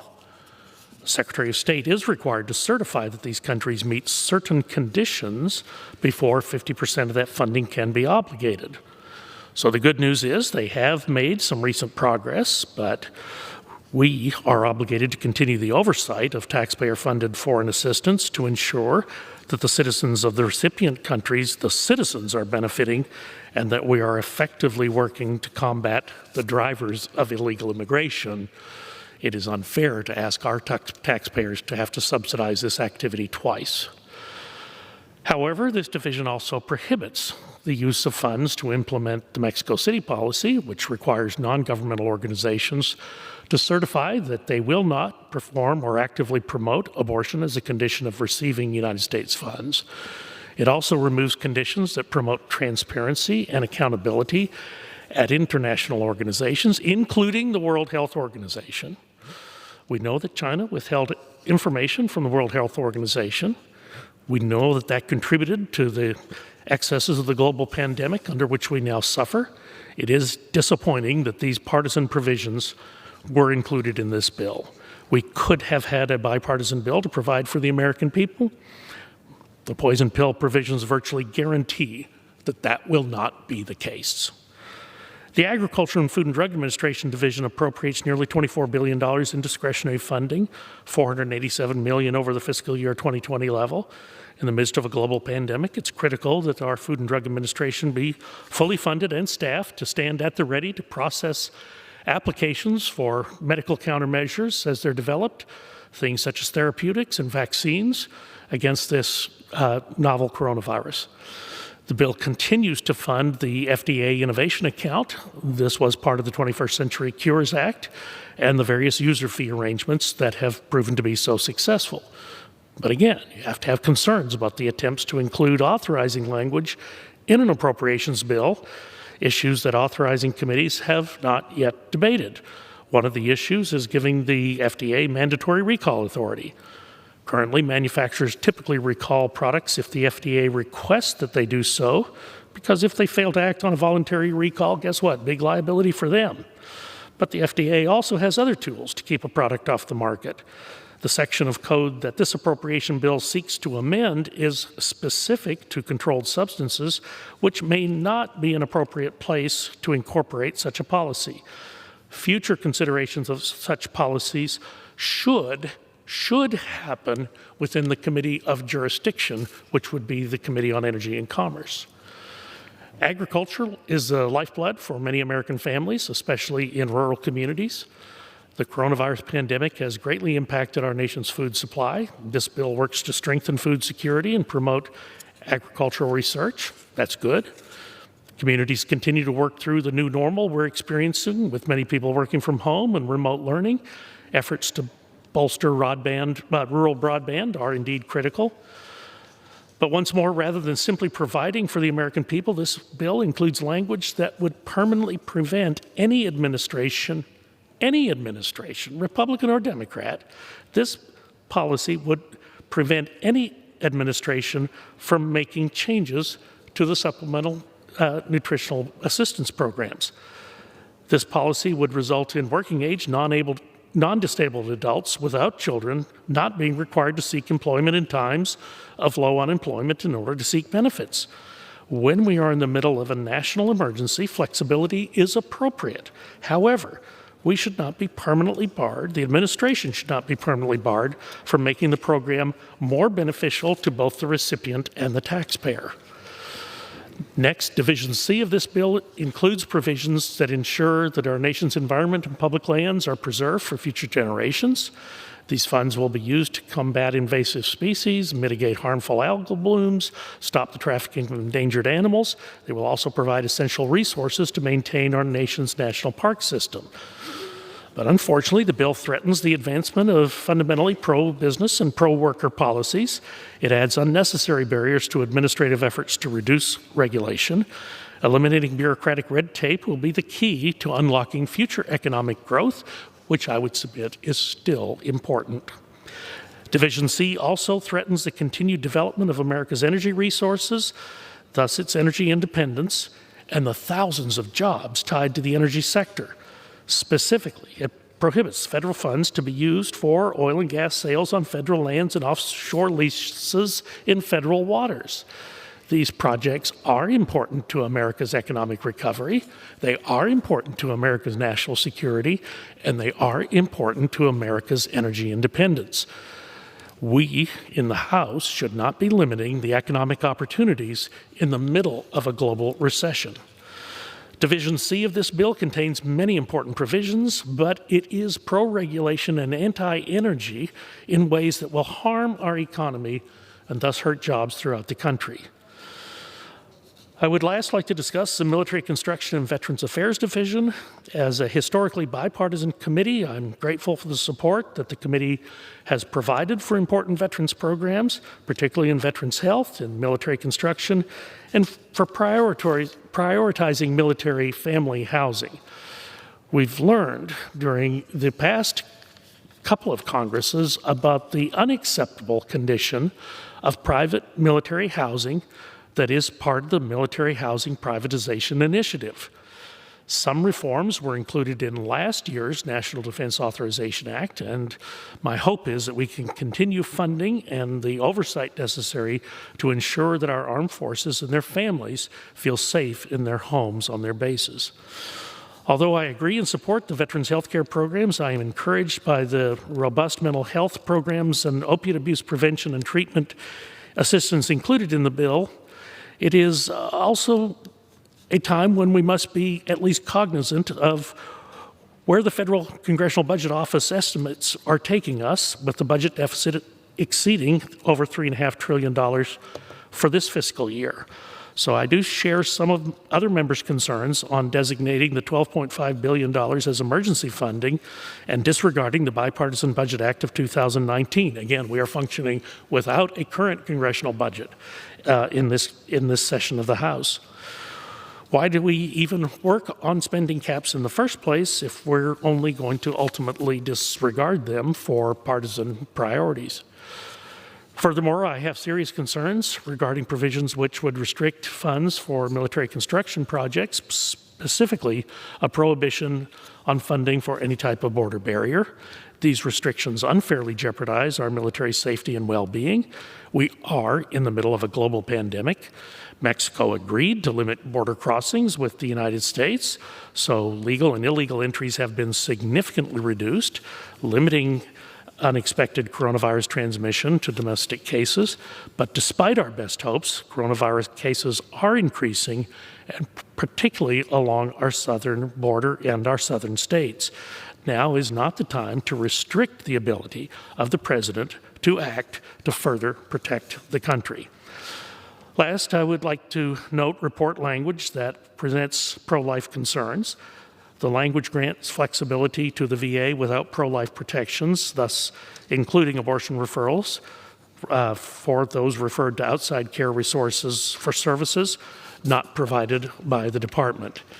Again, this appropriations package incorporates many provisions that both Democrats and Republicans can be in agreement, but it disregards the Bipartisan Budget Act agreement and includes poison pill policy provisions that, frankly, I will find and many Republicans will find difficult to support.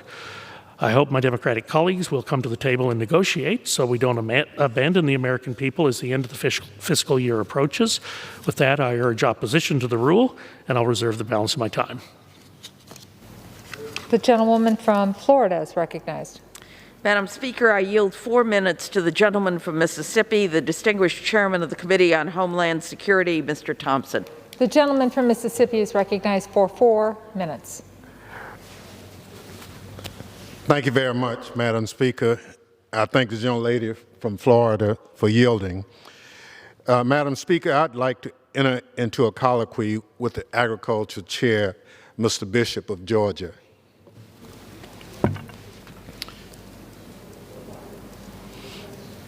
Does the gentleman yield to Mr. Bishop, I have a concern about the eligibility of Piney Woods School and Farm in Piney Woods, Mississippi, which is the only African-American boarding school left in America to receive community facility grants funding. Currently, Piney Woods is ineligible to receive community facilities grant funding because its geographic location is considered to be in a suburban area in Mississippi, when in fact the school's location should be designated as rural. The current designation in limiting Piney Woods from receiving much needed funding. Can we work together to try and find a solution? I yield to the subcommittee chair for an answer. I thank the gentleman from Mississippi for yielding. I appreciate my colleagues' longtime interest in institutions such as Piney Woods. These institutions provide an opportunity to learn and to help these students go on to live extraordinary lives. As a matter of fact, my father's roots are in Mississippi. And about 60 years ago, when I was 13 years old, my parents were strongly considering sending me to Piney Woods to complete my high school education. Piney Woods has a strong reputation, and I've worked with the gentleman on issues like this over the years, and I too share your interest in preserving institutions like this for future generations.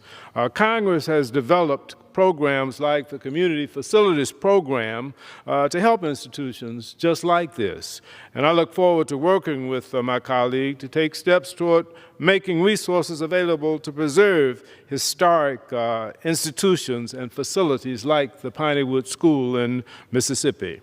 And with that, I yield back to the gentleman from Mississippi. I thank the gentleman from Georgia. I look forward to working with you. There's no question Piney Woods Country Life School is a model for helping shape minds for the future. The record speaks for itself. The kids who are fortunate to matriculate there come out and actually do very well in society. And so it's this spirit that I offer the opportunity for us to help Piney Woods be even better. I look forward to working with you on crafting a solution. And Madam Speaker, I yield back the balance of my time. Gentleman yields back the balance of his time. Gentleman from Texas is recognized. Thank you, Mr. Speaker. At this time, I'm pleased to yield 2 minutes to the gentleman from Minnesota, Mr. Stauber. The gentleman from Minnesota is recognized for 2 minutes. Madam Speaker, thank you for the opportunity to express my disappointment once again with being denied the opportunity to amend this harmful piece of legislation on the floor. The Interior Appropriations Bill was introduced by my colleague from St. Paul and produced by the subcommittee she chairs. Having anti-mining riders attached was no surprise. as Twin Cities Democrat politicians have leveled attacks at future mining projects multiple times this Congress. However, Section 435 of Division C is a new low. It directly attacks 3 existing iron ore operations, the Mintac mine, the Minorca mine, and the North Shore mine, along with the Coal Spring Masaba Black Quarry. Combined, this places more than 2,000 jobs in my district on the chopping block. These blue-collar jobs support families in my district, jobs we need, especially during this pandemic. Twin Cities anti-job environmentalists continue to level bolder and bolder attacks on our way of life in northern Minnesota by now putting iron mining squarely in the crosshairs. China controls more than half the world's steel market with a cheap, low-quality product built with horrific and zero labor standards and environmental standards. In my district, reclaimed mines provide drinking water for entire communities. Northern Minnesota has the cleanest air and water in the world, and much cleaner than the brown water in St. Paul. We all care for our environment, but this legislation is no longer about environmental protections. This is about ideology and our way of life. I will fight for northern Minnesota and our blue-collar jobs with every fiber in my body. And I yield back.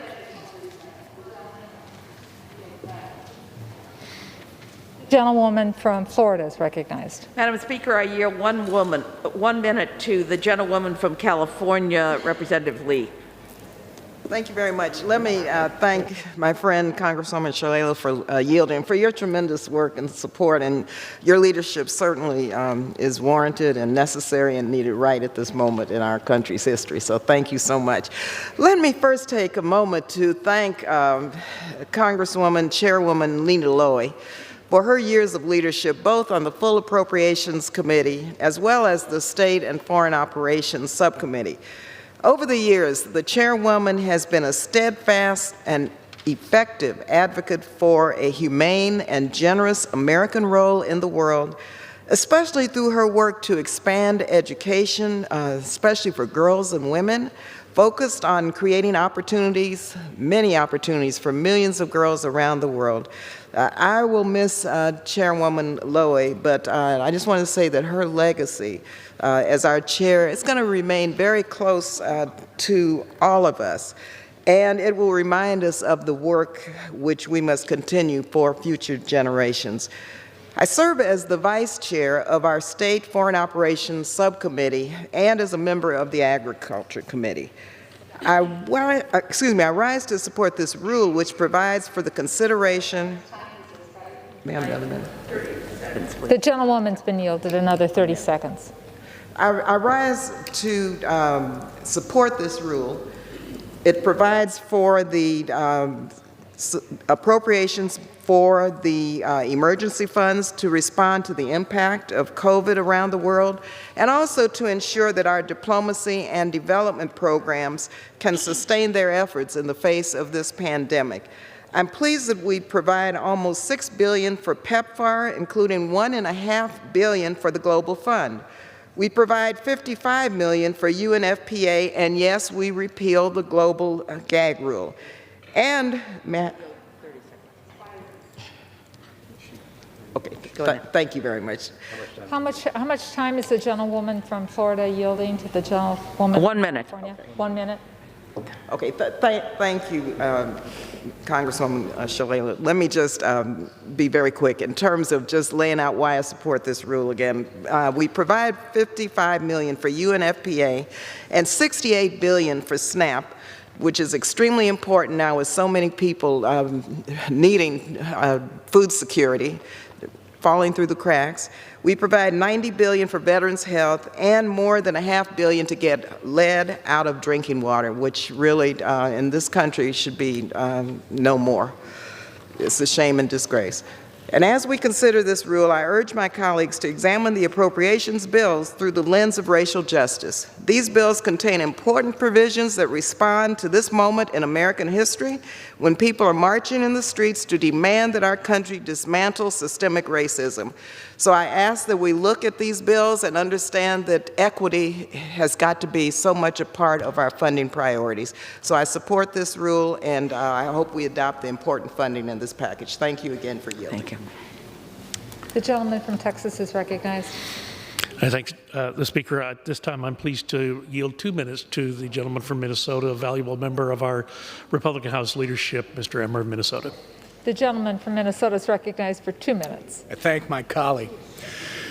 The conversation we're having here today does not need to be as divisive and destructive to hardworking Minnesotans as my Democrat colleagues from Minnesota are pushing. Today I stand with the representative of northern Minnesota, Pete Stauber, who is advocating for those Minnesotans who will be directly impacted by this short-sighted effort. We both firmly believe that American mining is the safest and environmentally responsible way to help America. We've been told time and time again, not this mine, not this location. Unfortunately, the reality is our Democrat colleagues want to ban all mining. They want to eliminate good-paying jobs in construction, labor, and allow countries like China and Russia to utilize child labor and environmentally disastrous practices to mine for the minerals our everyday items need, like cell phones and cars. This bill doesn't simply attack the future of mining, it impacts existing mines in operation today. This bill will decimate those jobs. I urge all our colleagues to vote against this rule and the bill in order to preserve mining in our great state. It will also help secure America's mineral independence and give miners the opportunity to do what they do best, mine responsibly in our country for the benefit of all Americans. I yield back. The gentlewoman from Florida is recognized. Madam Speaker, I yield 3 minutes to the gentleman from Maine, Mr. Golden. The gentleman from Maine is recognized for 3 minutes. I thank the gentlewoman from Florida for yielding. The purpose of my amendment is to call attention to the shortage of VA mental health and substance use disorder facilities. For example, veterans in my home state of Maine must travel hundreds of miles out of state to access long-term treatment facilities. That's just unacceptable. A proposed residential unit at the Togus VA Hospital in Maine would provide treatment beds to 24 veterans, but until VA approves this new construction project, veterans in Maine have few options. VA needs to ensure long-term inpatient mental health care and substance use disorder services are provided as close to each veteran's home as possible. That's why I'm proud to have worked with you, Madam Chair, to secure $20 million above the budget request in the Milcon VA bill for medical facilities. And I want to thank you for your strong leadership on this and also other critically important issues for our nation's veterans. In addition to the extra funding, the bill directs VA to prioritize construction that expands access to overnight bed space for veterans seeking mental health care. Moving forward, I ask that the committee continue to push VA for answers on progress towards boosting inpatient capacity, prioritizing construction for these life-saving services. I yield now to my friend, the Milcon VA Appropriations Chairwoman, Wasserman Schultz. I thank the gentleman for yielding, for his extraordinary military service to our country, and for his leadership on this urgent issue. No veteran should be forced to choose between seeking care away from loved ones or foregoing treatment altogether. I applaud my friend for his tireless advocacy for local mental health services for veterans in the VA Appropriations Bill. I look forward to continuing to work together to prioritize greater accessibility to these vital mental health services to veterans. I wish him a happy birthday this Saturday, and I yield back to the gentleman. Thank you. I'm not sure who outed me on the birthday, but I appreciate the well wishes. I thank the subcommittee chairwoman for her strong support on this issue. This is the second year in a row that the chairwoman and her committee and the committee staff have supported an increase like this for inpatient facilities for veterans who are struggling with mental health or substance use and need treatment, and I appreciate their advocacy very much. And with that, I would yield back to the gentlewoman from Florida. Gentleman yields. The gentleman from Texas. Thank you, Speaker. At this time, I'm pleased to yield 3 minutes to the gentleman from Arizona, Mr. Gosar, the chairman of the Western Caucus. Gentleman from Arizona is recognized. Thank you, Mr. Speaker. I rise in opposition to the rule in the underlying bill. The underlying bill contains a wish list of provisions from far-left environmentalists that prevent job creation and energy development in rural communities. One in particular is the proposed buffer zone around the Chaco Canyon National Park. This provision is an assault on private property rights of hundreds of Navajo allottees who own oil and gas rights in the area surrounding the park. This buffer expansion in this bill would make these assets worthless, taking away valuable royalty payments from these impoverished communities. To put this in perspective, in 2015 alone, the Federal Indian Minerals Office distributed $96 million to 20,835 allottees around the country. Instead of listening to all voices, the proponents of this provision have only listened to environmental groups who claim to represent all the relevant stakeholders on this matter, but clearly do not. Allottees in the Chaco Canyon region have consistently expressed opposition to this proposed withdrawal. Any uncertainty amongst the oil and gas industry when it comes to the ability to extract oil and gas from this region has negative consequences for them in the local economy. In my role as the ranking member of the Natural Resources Subcommittee on Energy and Mineral Resources, I sent 2 of my staff to meet with Navajo allottees in New Mexico. The response from these allottees was overwhelming, as hundreds and hundreds of people showed up to express their opposition to a proposed buffer zone around Chaco Canyon National Park.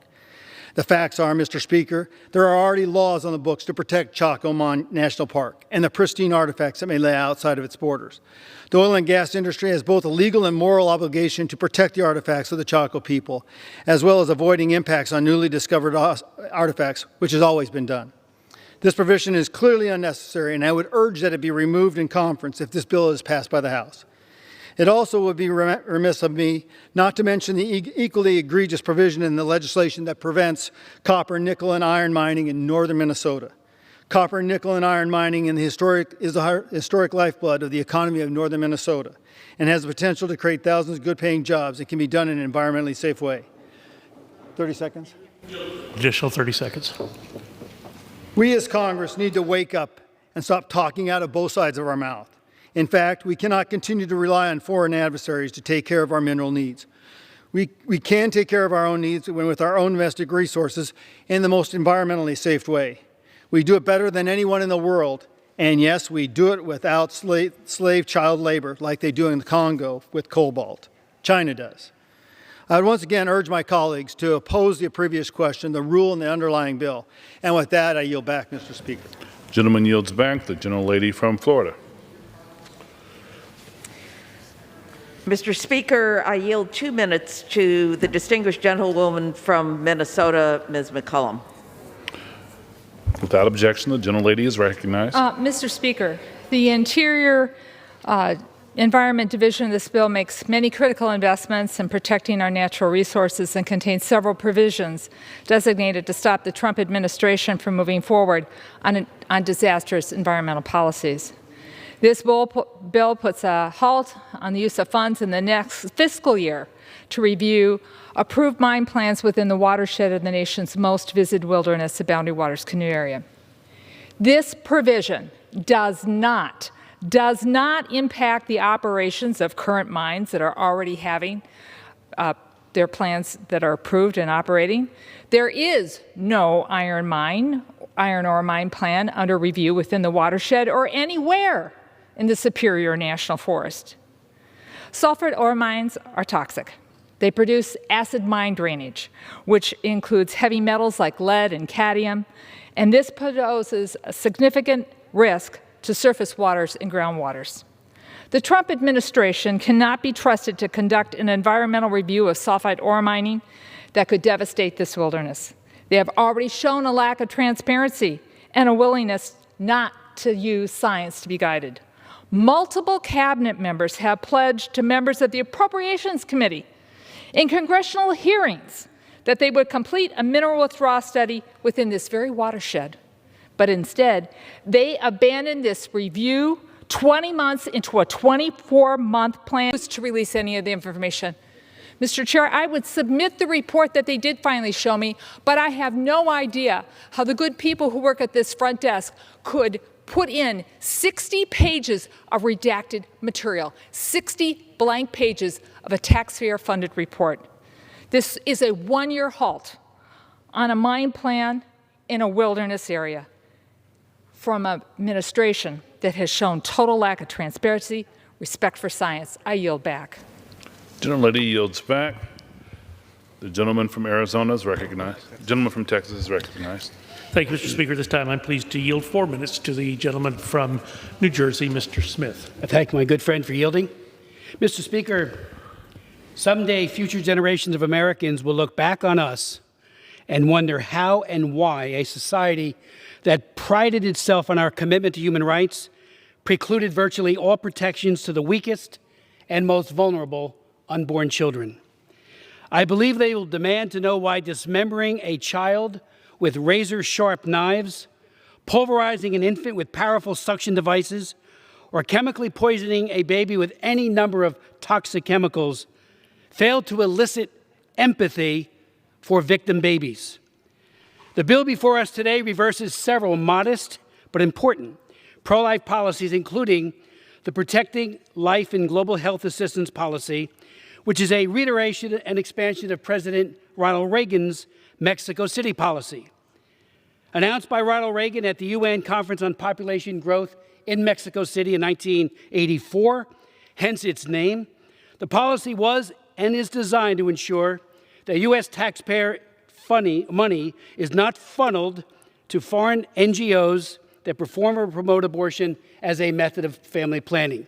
After he announced that policy, Mr. Speaker, I offered the First Amendment in 1984-85 to protect that policy, and we won. We lost in the Senate, but since it was an executive order, the policy did survive.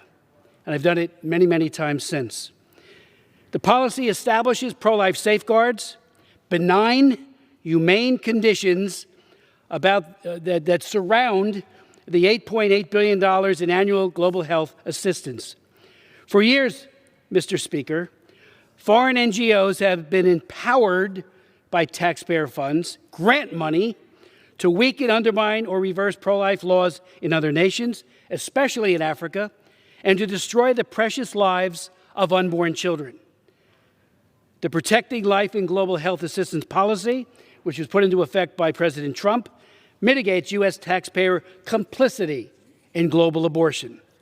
U.S. foreign assistance, Mr. Speaker, and the foreign entities that we fund with billions of dollars of grant money should consistently affirm, care for, and tangibly assist women and all children, regardless of age or condition of dependency. I have authored many laws in this body, including the PEPFAR reauthorization, the 5-year reauthorization of the President's emergency plan for AIDS relief. When Henry Hyde, taking his cue from George W. Bush, first enacted that important legislation, I and many others joined in. We were supporters, but not the leaders on it. Henry Hyde was.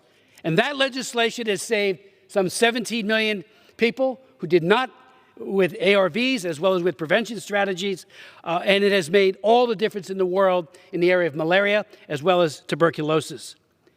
I believe we must increase access to maternal and prenatal care and ensure access to safe blood and better nutrition.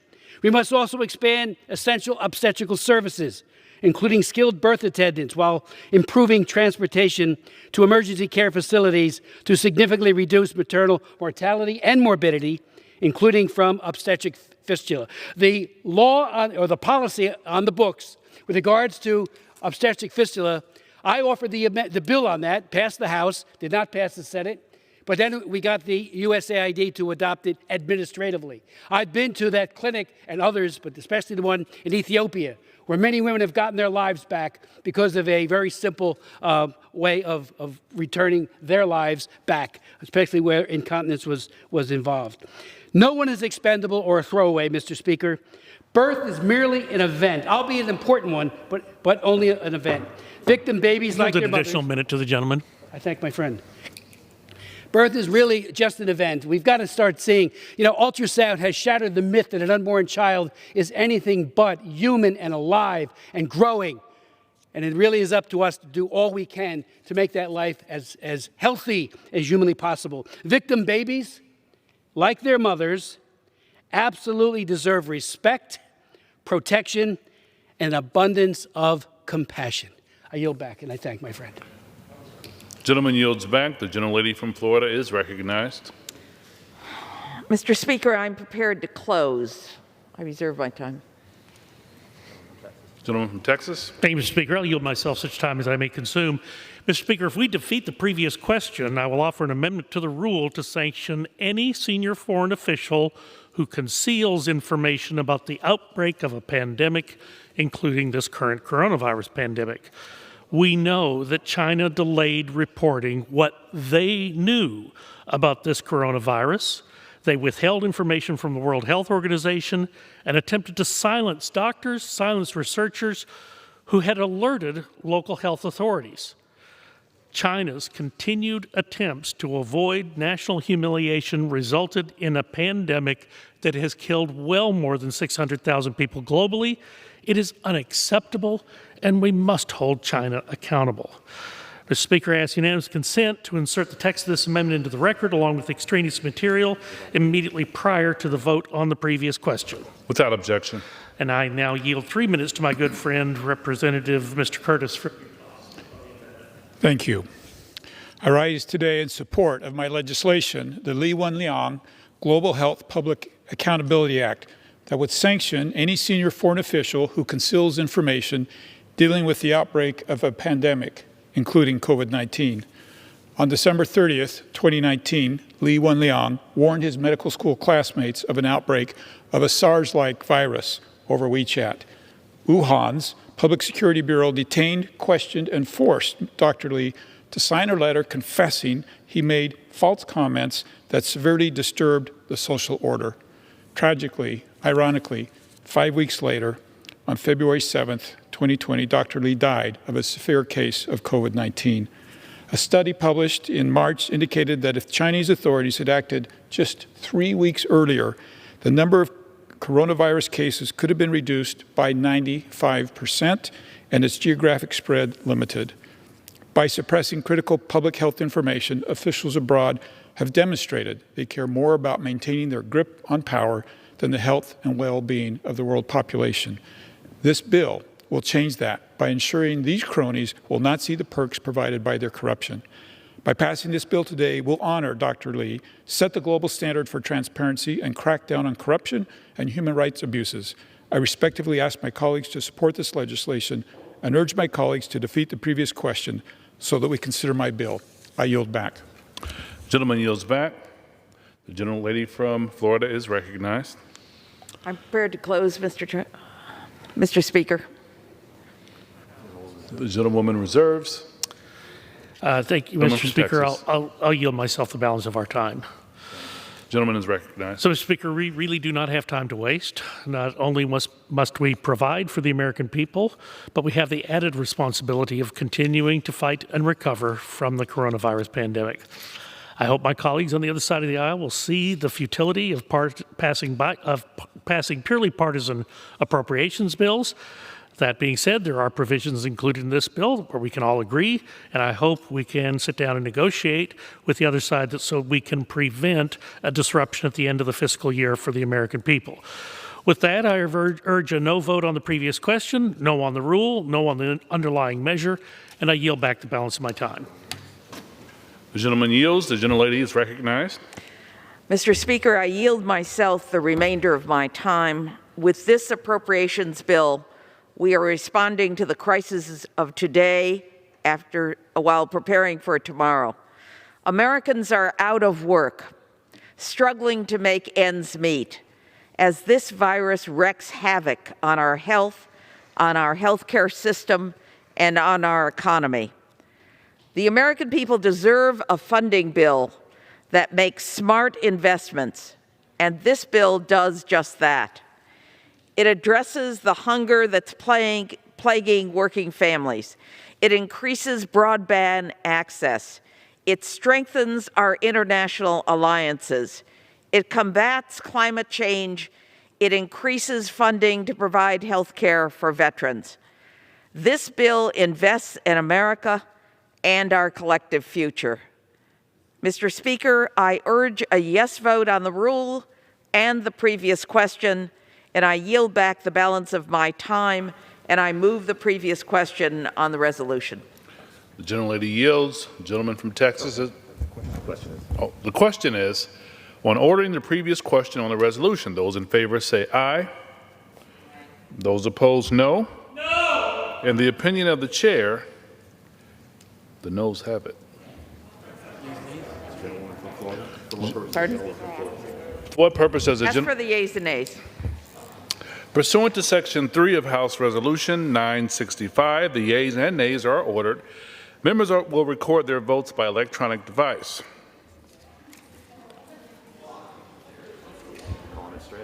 Thank you, Dr. So we do have a vote. Yeah, you got it.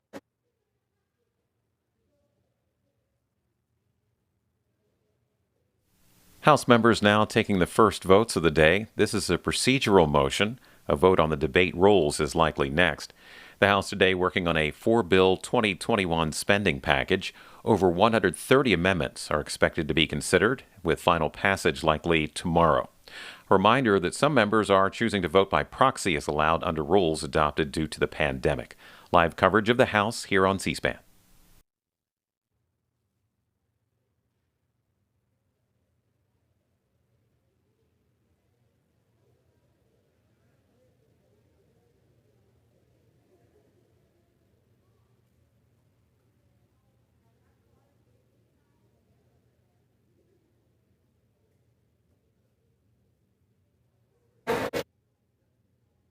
Sorry about that. Thank you.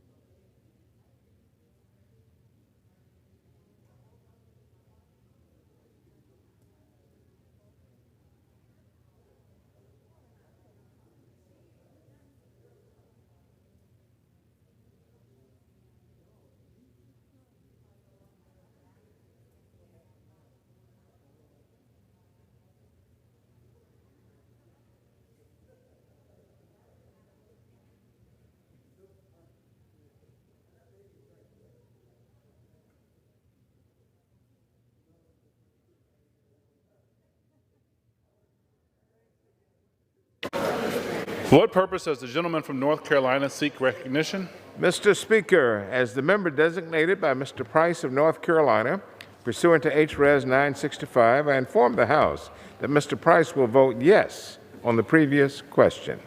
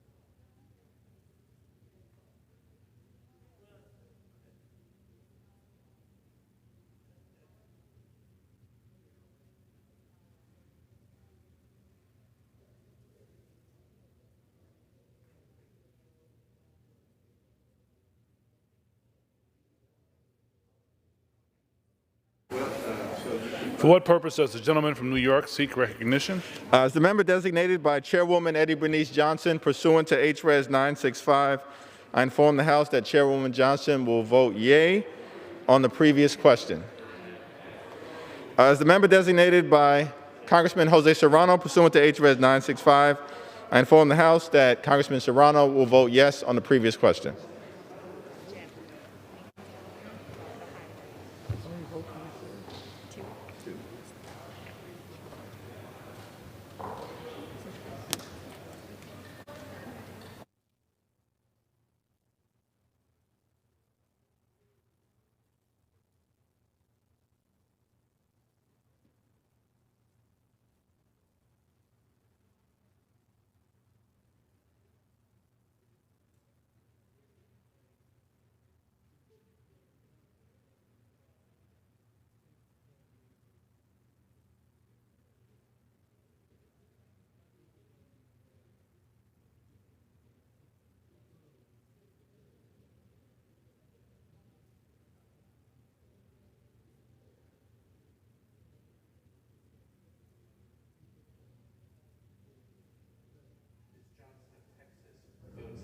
By proxy.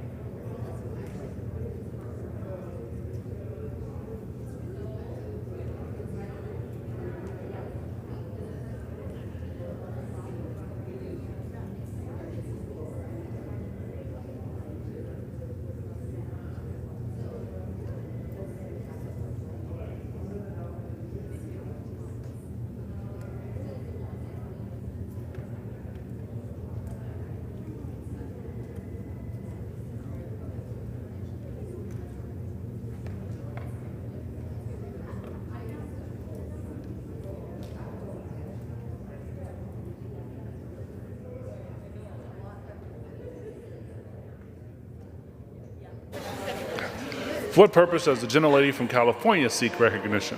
Thank you, Mr. Speaker. As the member designated by Ms. Custer of New Hampshire pursuant to House Resolution 965, I inform the House that Ms. Custer will vote yes on the previous question.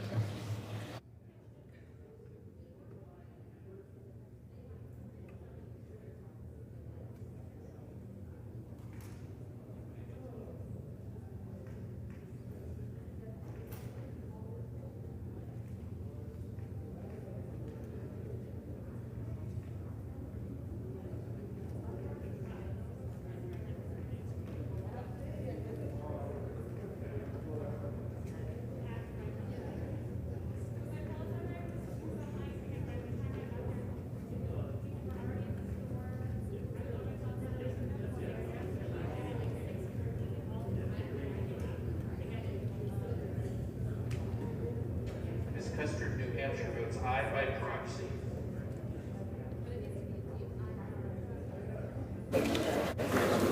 For what purpose does the gentlelady from Massachusetts seek recognition?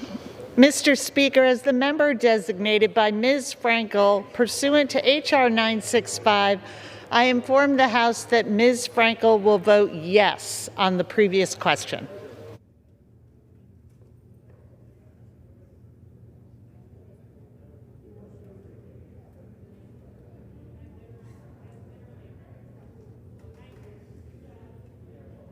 Purposes does the gentleman from Pennsylvania seek recognition?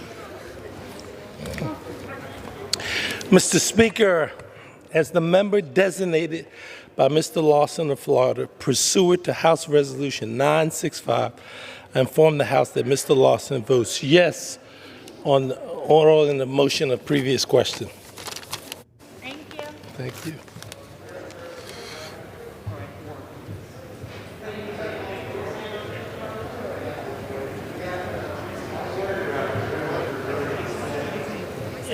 Ms. Frankel votes aye by proxy.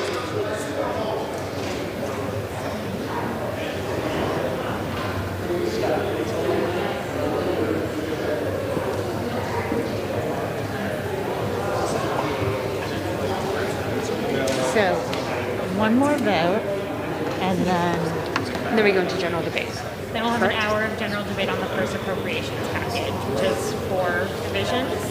And then we'll have amendment debate. We'll probably debate 3 on blocks and maybe 1 or 2 standalone amendments. And then we'll have a second vote series around 5 or 6. TBD how many votes in that series, could be as many as 4. And then we will continue. that doesn't seem bad for this week. Oh, I'm like, is she going to say 14? Then we'll have more debate after that, which will take us to about 10 or 11. How are you? You did great last night, managing everything. It was beautiful. Really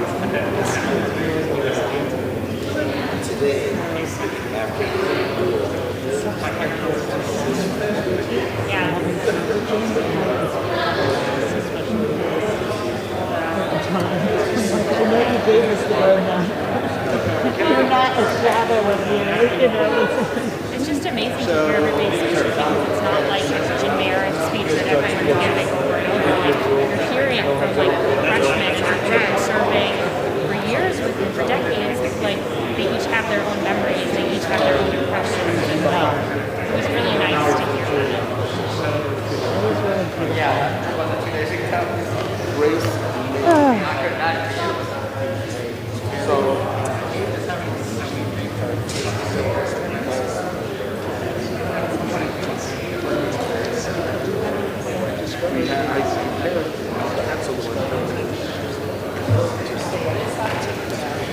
Well, we went from because that's really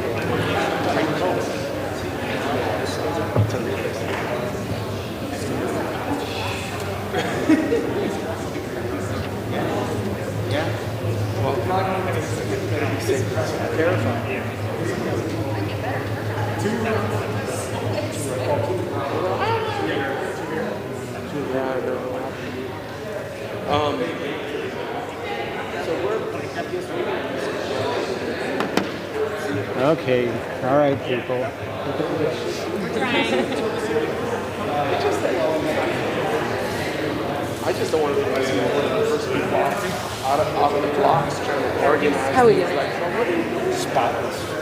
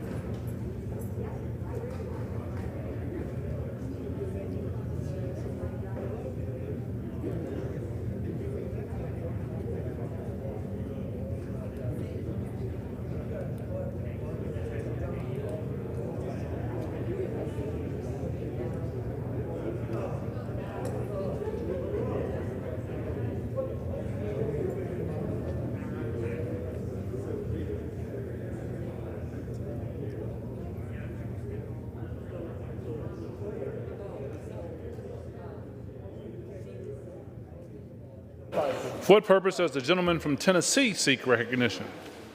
Thank you, Mr. Speaker. As the member designated by Mr. Lipinski pursuant to H.Res. 965, I inform the House that Mr. Lipinski will vote yes on the previous question.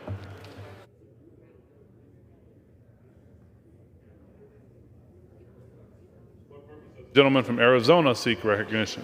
As the member designated by Representative Gomez to H.R. 965, I inform the House that Representative Gomez will vote yes on the previous question. As the member designated by Representative Kirkpatrick pursuant to H.R. 965, I inform the House that Representative Kirkpatrick will vote yes on the previous question.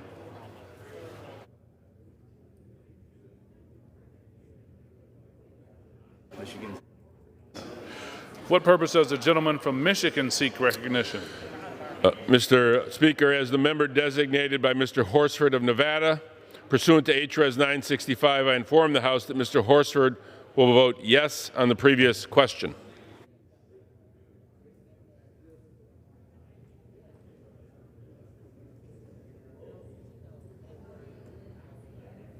Mr. Lipinski votes aye by proxy.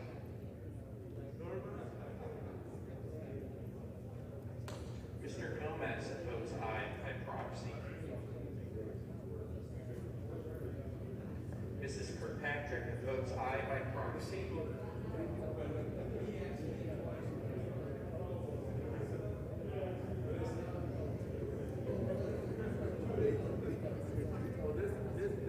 Mr. Horsford votes aye by proxy.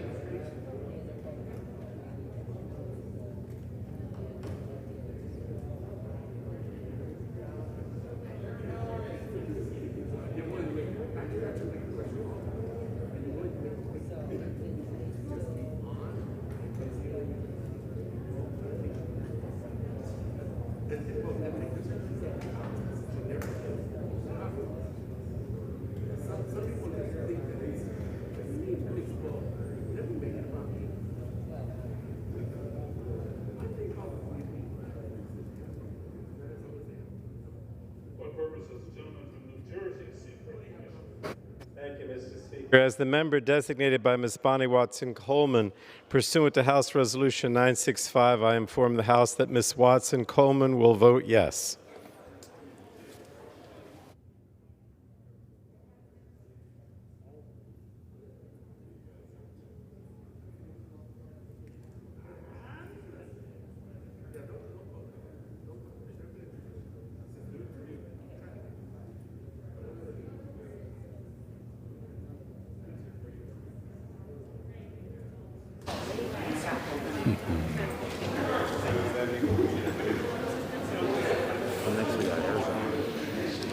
what purpose does the gentleman from Arizona seek recognition? Thank you, Mr. Speaker. As member designated by Mr. Lacy Clay, pursuant to H.R. 965, I inform the House that Mr. Clay will be voting yes on the previous question.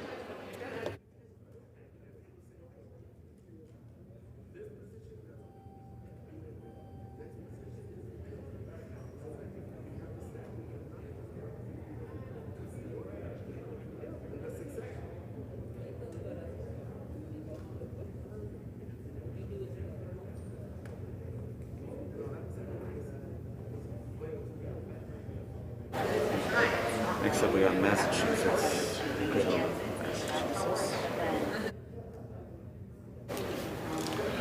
What purpose does the gentleman from Massachusetts seek recognition? As the member designated by Mr. Welch of Vermont, pursuant to H.Res. 965, I will inform the House that Mr. Welch will vote yes on the previous question.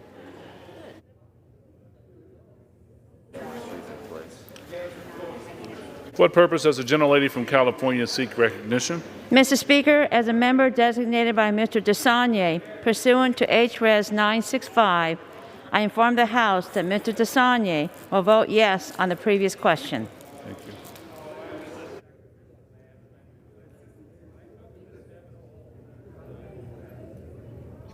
Ms. Watson-Coleman votes aye by proxy.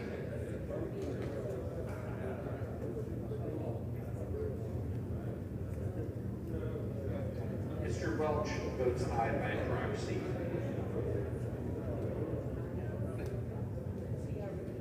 Mr.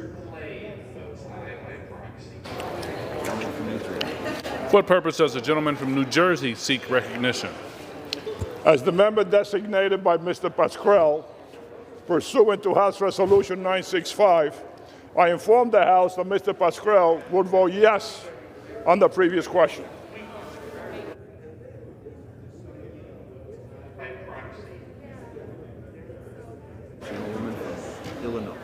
What purpose does the gentlelady from Illinois seek recognition? As the member designated by Mr. Rush, pursuant to H.Res. 965, I inform the House that Mr. Rush will vote yes on the previous question.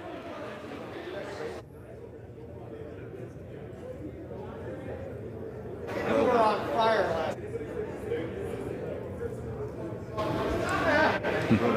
right. For what purpose does the gentleman from Rhode Island seek recognition? Mr. Speaker, as the member designated by Ms. Pingree of Maine, the chair of the Congressional Arts Caucus, and pursuant to House Resolution 965, I inform the House that Ms. Pingree will vote aye on the previous question.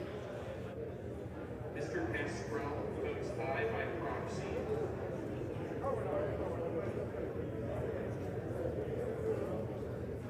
For what purpose does the gentleman from California seek recognition? Mr. Speaker, as member designated by Congressmember Grace Napolitano pursuant to House Resolution 965, I inform the House that Congressmember Napolitano will vote yes on the previous question. Mr. Rush votes aye by proxy.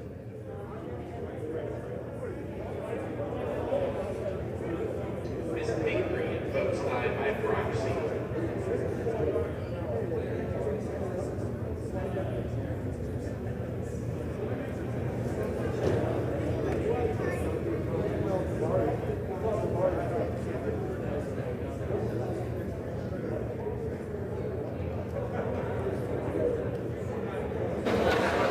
For what purpose does the gentlelady from Virginia seek recognition? Designated by Ms. Porter, pursuant to House Resolution 965, I inform the House that Ms. Porter will vote yes on the previous question.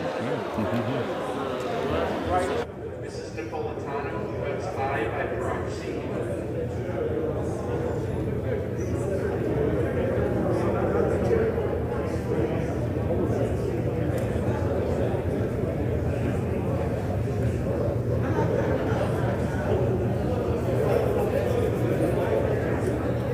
Ms. Porter votes aye by proxy.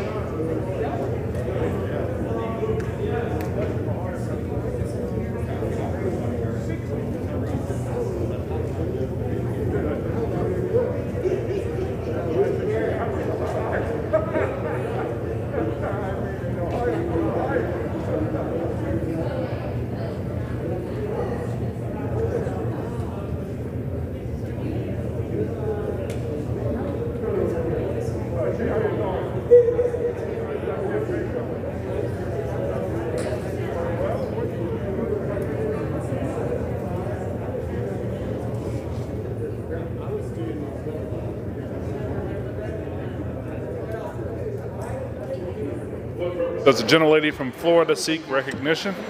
Mr. Speaker, as the member designated by Mr. Payne of New Jersey, pursuant to HRES 965, I inform the House that Mr. Payne will vote yes on the previous question. And Mr. Speaker, as the member designated by Mr. Hastings of Florida, pursuant to HRES 965, I inform the House that Mr. Hastings will vote yes on the previous question as well.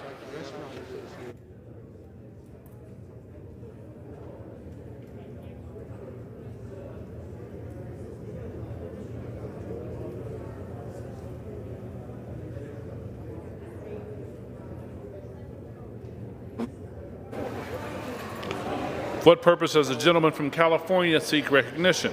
As a member designated by Mr. Khanna pursuant to House Res 965, I inform the House that Mr. Khanna will vote yes on the previous question.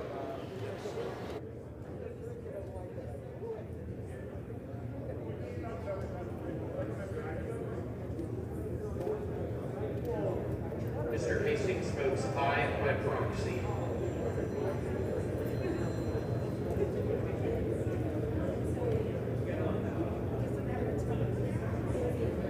Mr. Payne votes aye by proxy.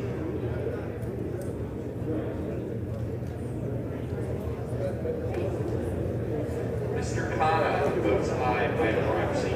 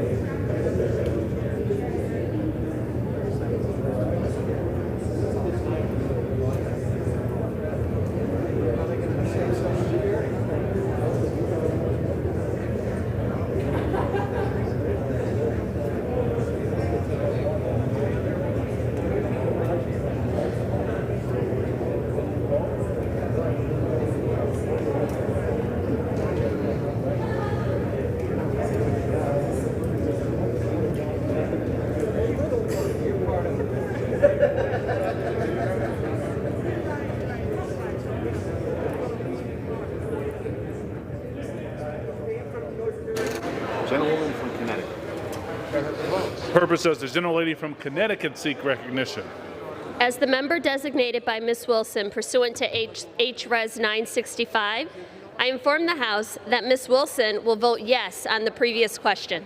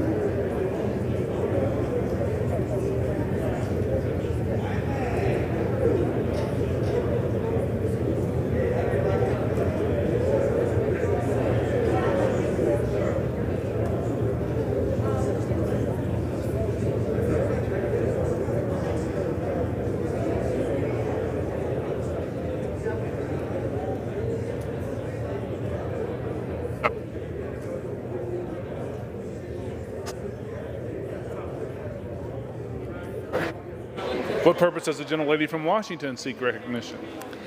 As the member designated by Ms. Sewell of Alabama, pursuant to HRES 965, I inform the House that Ms. Sewell will vote yes on the previous question.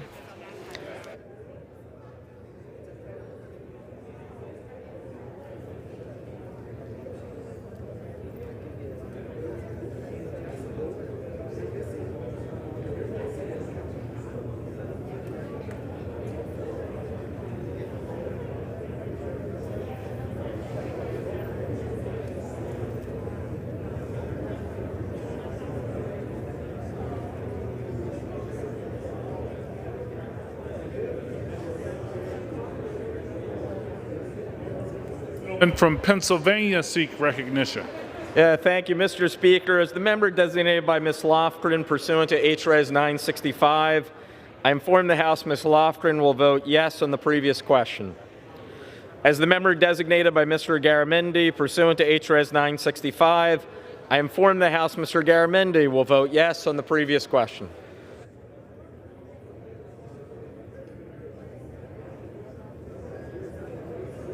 Sewell of Alabama votes aye by proxy.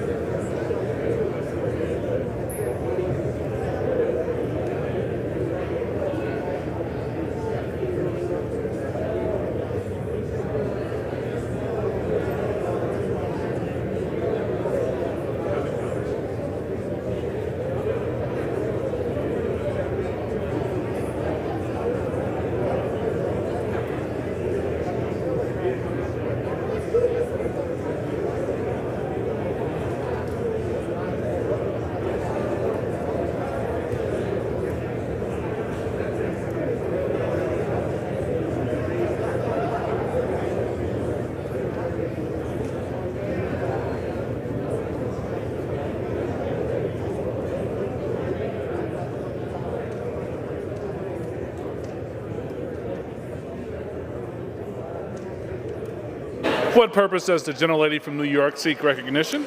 Mr. Speaker, as the member designated by Mr. Deutsch of Florida pursuant to HRES 965, I inform the House that Mr. Deutsch will vote yes on the previous question.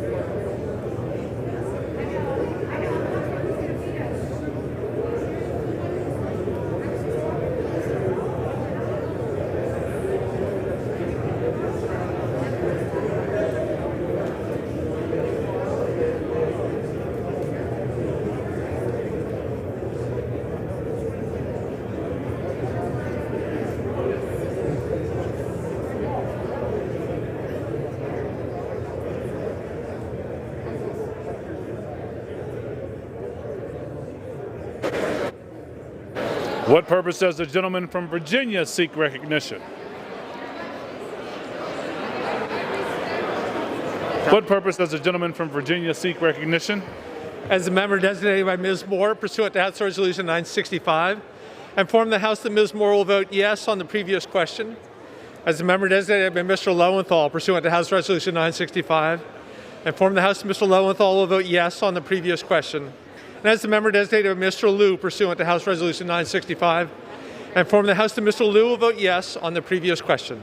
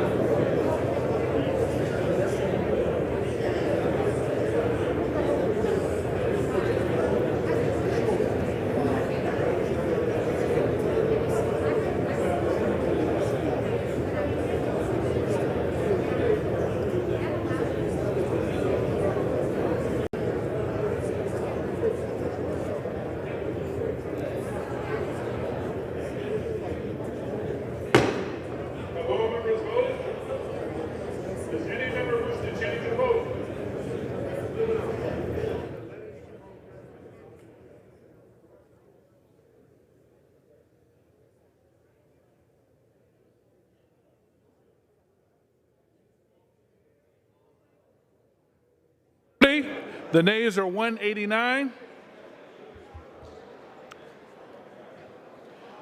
The previous question is ordered. The question is on the adoption of the resolution. Those in favor say aye. Those opposed say no.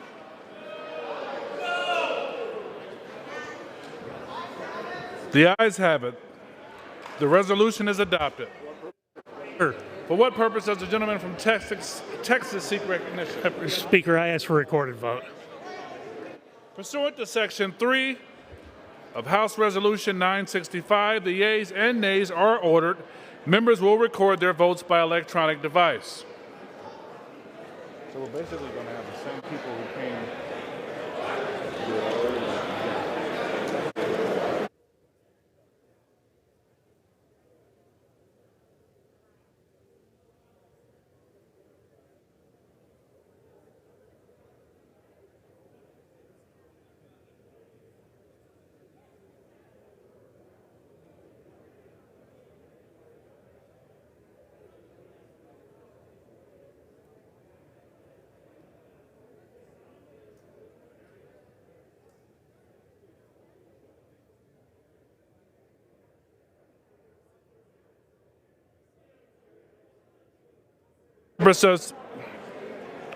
For what purpose does the gentlelady from Massachusetts seek recognition?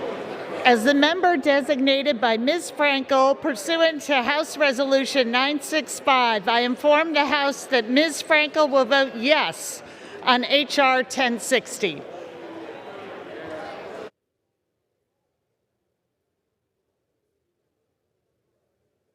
Purpose does the gentlelady from California seek recognition? Mr. Speaker, as a member designated by Mr. DeSaulnier pursuant to H.Res. 965, I inform the House that Mr. DeSaulnier will vote yes on H.Res. 1060.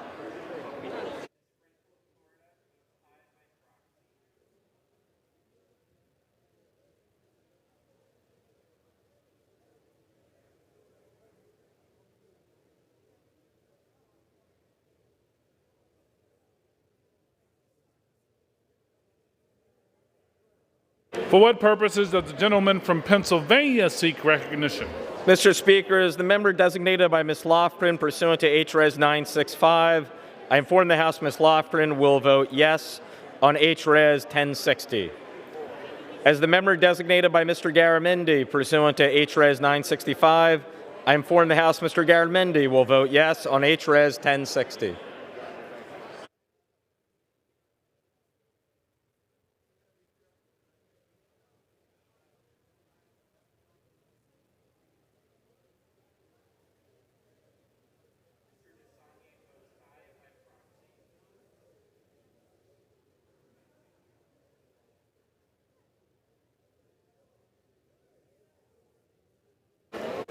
For what purposes does the gentleman from North Carolina seek recognition? Mr. Speaker, as the member designated by Mr. Price of North Carolina pursuant to H-Res 965, I inform the House that Mr. Price will vote yes on H-Res 1060.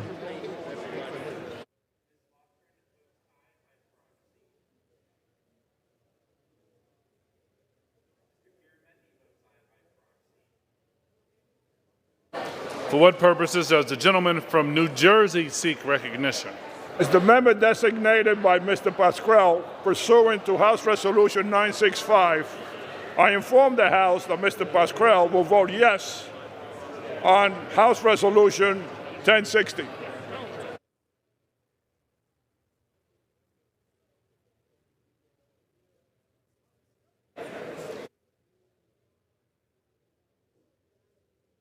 Does the gentleman from Rhode Island seek recognition? Mr. Speaker, as a member designated by Ms. Pingree of Maine pursuant to House Resolution 965, I inform the House that Ms. Pingree will vote yes on H-Res 1060.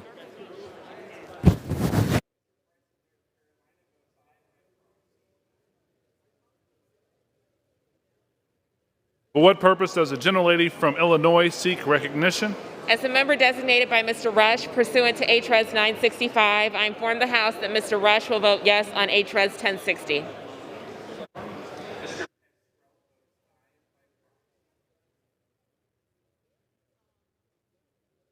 Does the gentlelady from Washington State seek recognition? As the member designated by Ms. Sewell, pursuant to H-Res 965, I inform the House that Ms. Sewell will vote yes on H-Res 1060.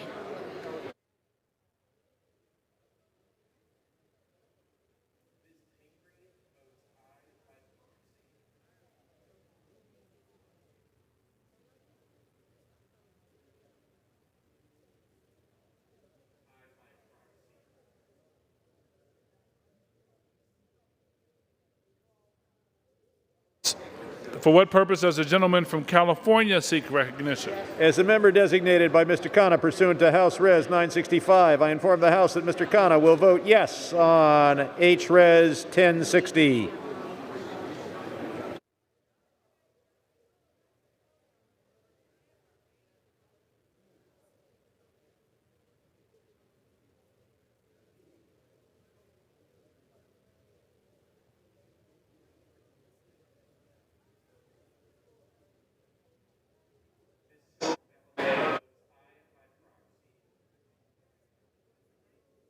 For what purpose does the gentlelady from New York seek recognition?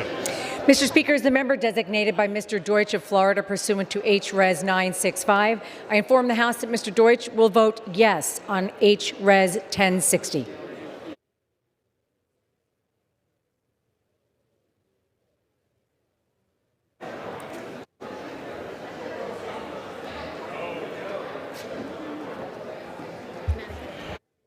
Does the gentlelady from Connecticut seek recognition?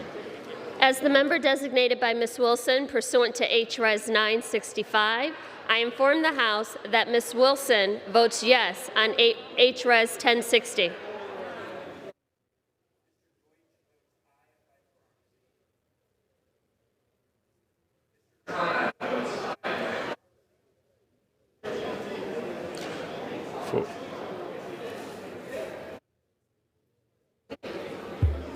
For what purpose does the gentleman from Virginia seek recognition?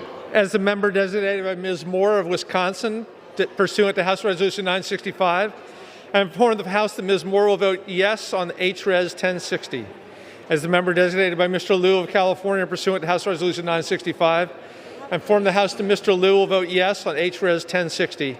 And as the member designated by Mr. Lowenthal of California, pursuant to House Resolution 965, I inform the House that Mr. Lowenthal will vote yes on H-Res 1060.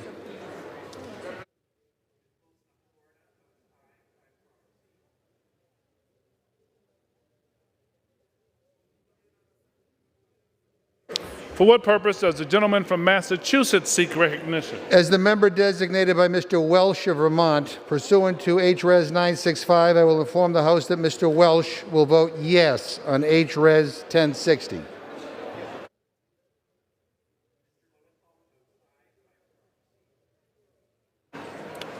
For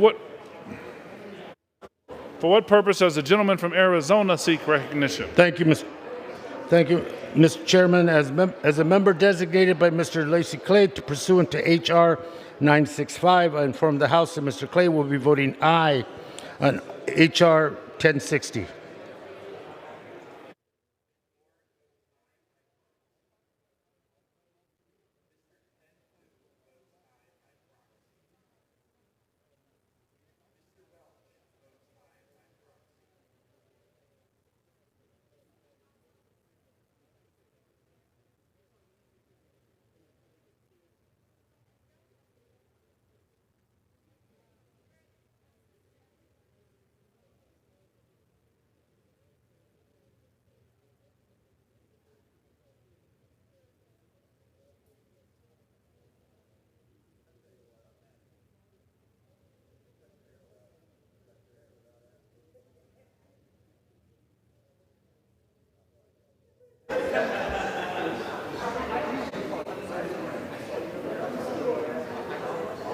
For what purpose does the gentleman from New York seek recognition? As the member designated by Chairwoman Eddie Bernice Johnson pursuant to H.Res. 965, I inform the House that Chairwoman Johnson will vote yes on H.Res. 1060. As the member designated by Congressman Jose Serrano pursuant to H.Res. 965, I inform the House that Congressman Serrano will vote yes on H.Res. 1060.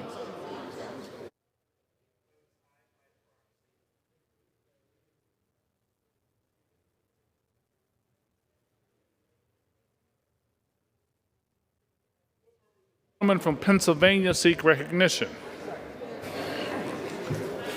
Mr. Speaker, as a member designated by Mr. Lawson of Florida, pursuant to House Resolution 965, I inform that Mr. Lawson will vote yes on House Resolution 1060.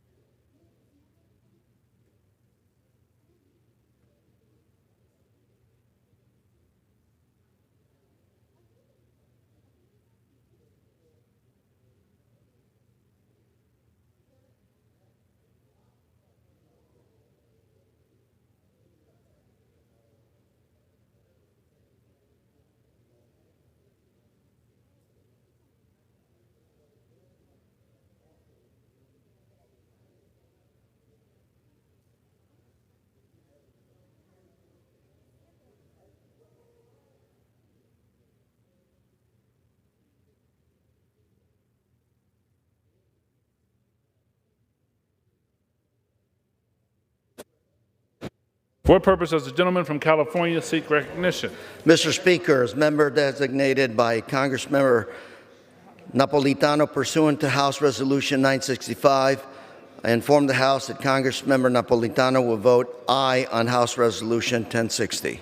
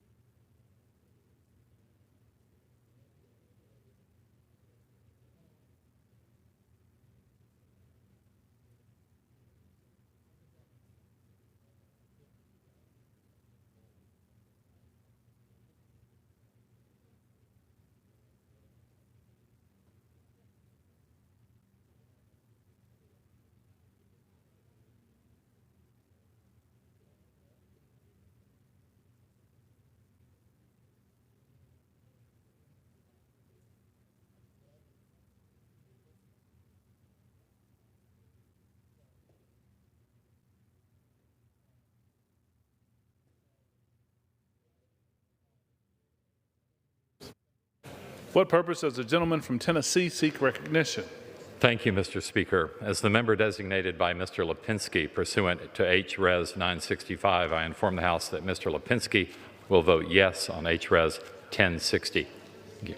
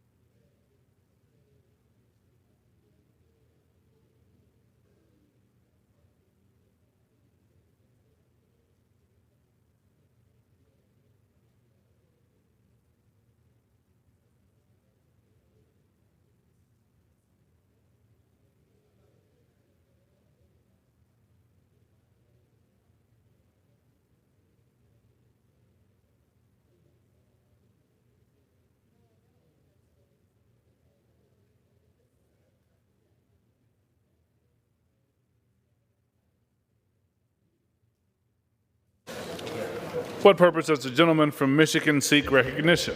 Mr. Speaker, as the member designated by Mr. Horsford of Nevada, pursuant to H.Res. 965, I inform the House that Mr. Horsford will vote yes on H.Res. 1060.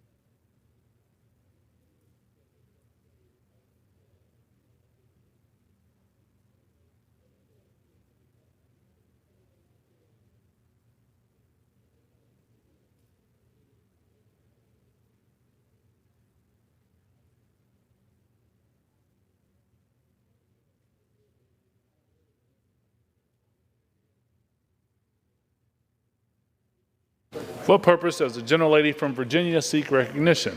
Thank you, Mr. Speaker. As the member designated by Ms. Porter pursuant to House Resolution 965, I inform the House that Ms. Porter will vote yes on House Resolution 1060.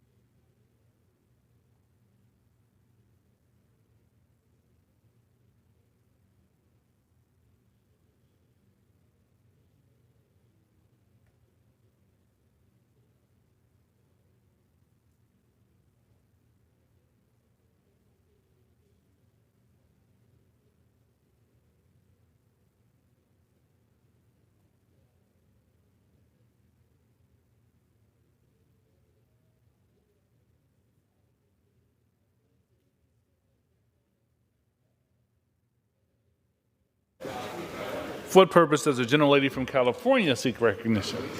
Thank you, Mr. Speaker. As the member designated by Ms. Custer of New Hampshire, pursuant to House Resolution 965, I inform the House that Ms. Custer will vote yes on House Resolution 1060.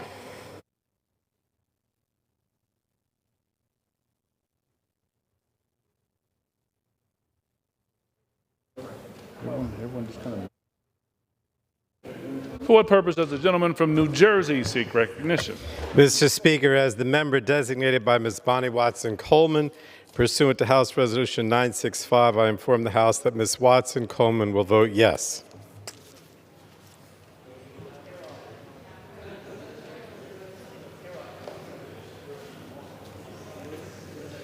When's the next one? 5?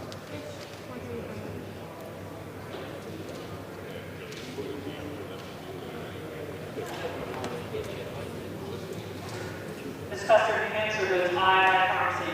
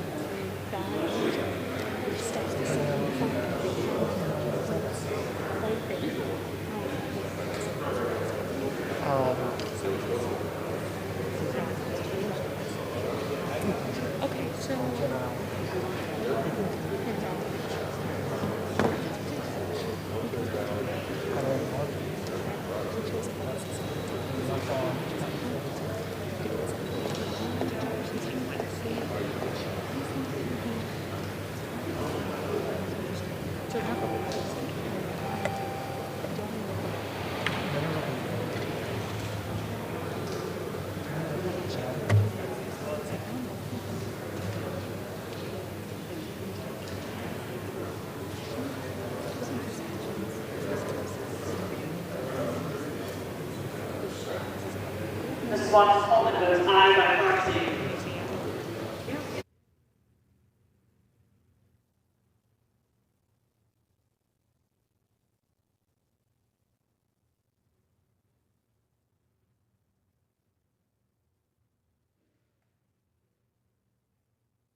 For purpose, does the gentleman from Arizona seek recognition?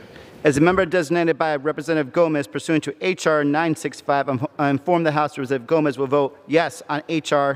1060. As a member designated by Representative Kirkpatrick pursuant to H.R. 965, I inform the House Representative Kirkpatrick will vote yes on H.R. 1060.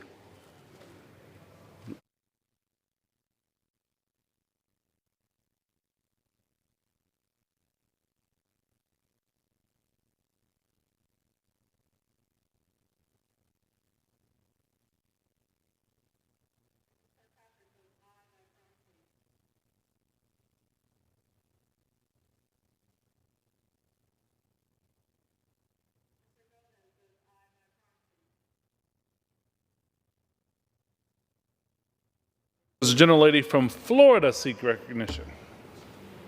Mr. Speaker, as the member designated by Mr. Payne of New Jersey pursuant to HRES 965, I inform the House that Mr. Payne will vote yes on HRES 1060, and as the member designated by Mr. Hastings of Florida pursuant to HRES 965, I inform the House that Mr. Hastings will vote yes on HRES 1060 as well.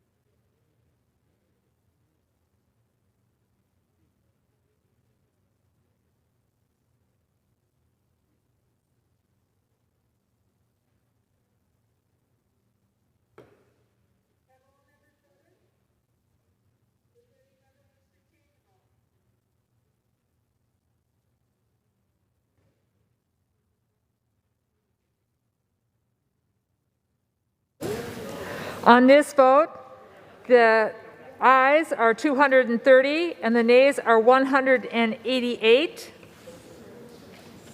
The bill is passed. The resolution is adopted. And without objection, the motion to reconsider is laid on the table.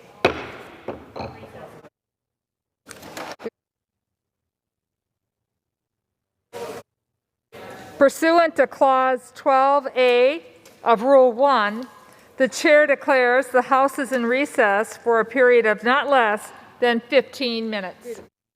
Less than 15 minutes. The U.S. House taking a short break here. We expect members to return momentarily. More live House coverage when they resume right here on C-SPAN.